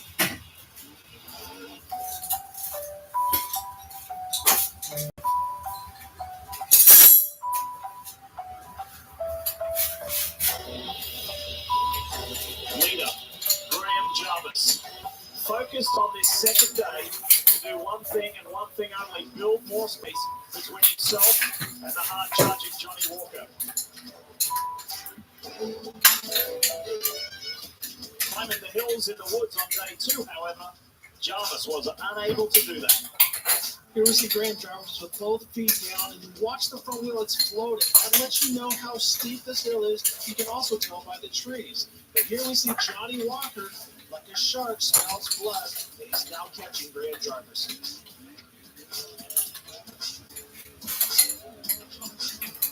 Not such a satisfying story for Andreas Lettenbichler. The veteran missed a checkpoint and was assessed significant time penalties. Good battle between Paul Bolton and Alfredo Gomez as they fight for a potential podium spot.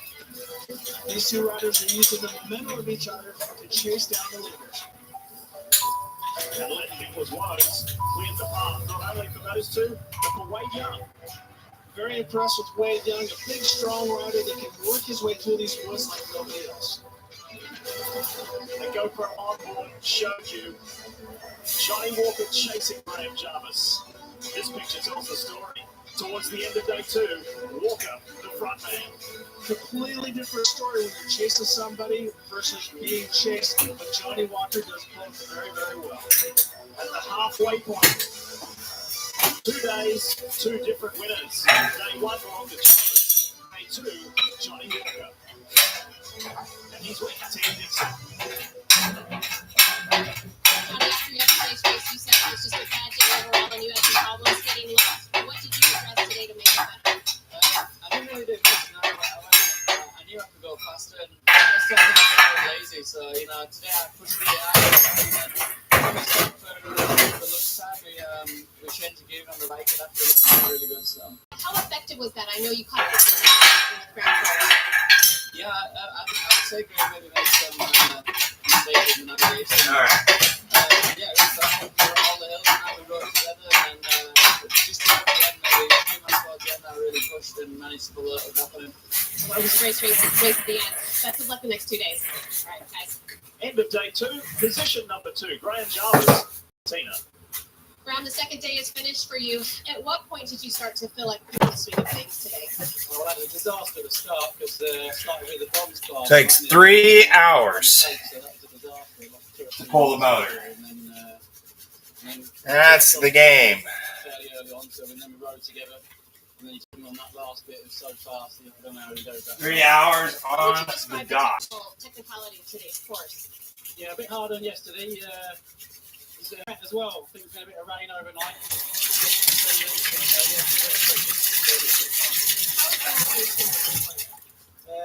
Bit of a disaster, like I say. Just 2 or 3 places I've lost 2 or 3 minutes, and that's sort of been the difference, really.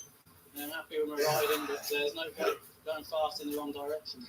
And you're known for to be taken your time with your line choice of the past event. So how do you look at these past days and improve for the remaining of the event? Just trying to keep looking at the GPS, try not to make any mistakes with that, and some of the hill climbing as well. Just I need to look up a bit earlier, because some of them you can go straight up instead of zigzagging, and that's where I can save the time. Best of luck. Thanks for your time, guys. When the riders start, they have no idea what the course is going to be like. It sounds like Johnny Walker made a slight gear change, possibly a little more torque, a little less top end to help get him through the woods quicker.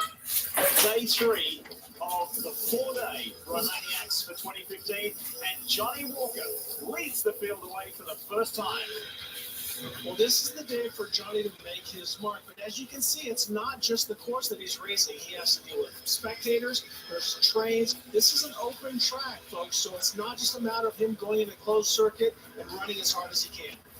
And for the first time in Romaniacs 2015, Graham Jarvis is the chaser on this very early morning start.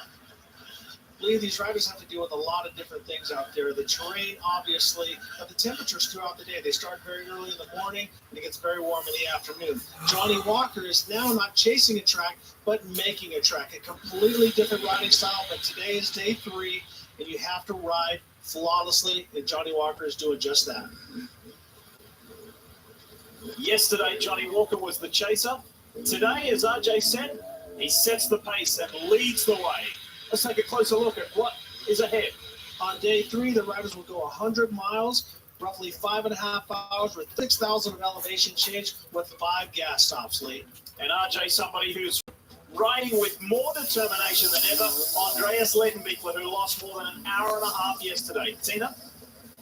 Lee, I did speak to Letty's mechanic this morning, Michael, who told me that he did indeed receive a penalty, and it was 95 minutes. Basically what happened is Letty went out of the gate yesterday and went on the bronze track. He was supposed to go on the gold track, but the tracks are really close together, so it was an easy mistake. He did hit a checkpoint. It wasn't the right one, so he did get that penalty. And this morning, he started in 12th position out of the gate, but standing there, he looked very mad, very hungry, and you could definitely feel that tension, Lee. Yeah, understandably so. Now, who's going to take the fight to the top 2? Paul Bolton is a lead contender. And right behind him is Gomez. These 2 riders have pushed each other through day 1 and day 2, now starting day 3.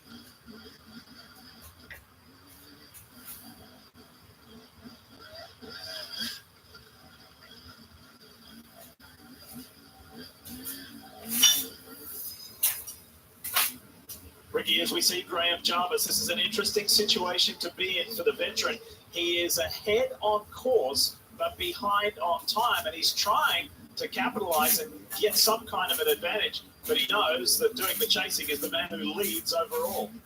And in Johnny Walker, he can watch the tire tracks. The experience that I've used in Mexico is you can watch guys' acceleration points, the braking points. So he has basically a cheat sheet right in front of him.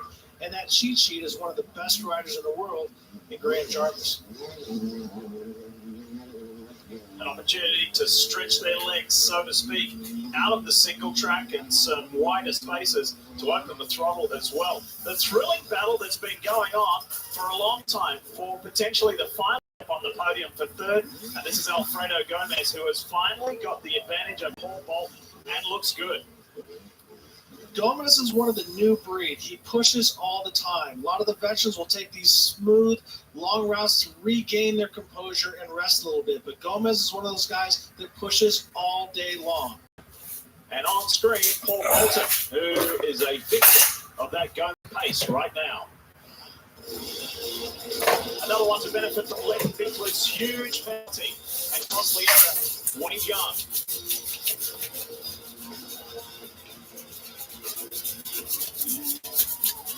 Here we see Andreas Ledenbichler riding a little bit angry. I've been in this situation, and right now Letty has the attitude, checkers or records. He's either going to go for it, or he's going to take it home on a trailer.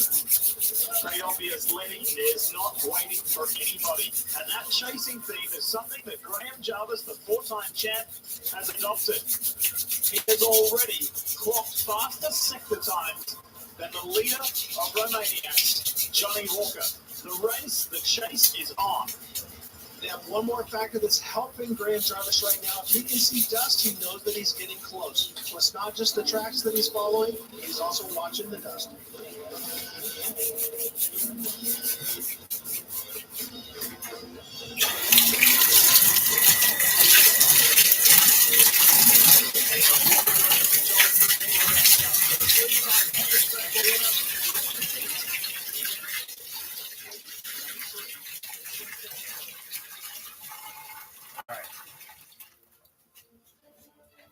Connor figured. One day of racing left. Let's have a look at how we got here. Walker. Jarvis. Okay. That's 3 hours. I'll be back. I gotta go for now. Bolton.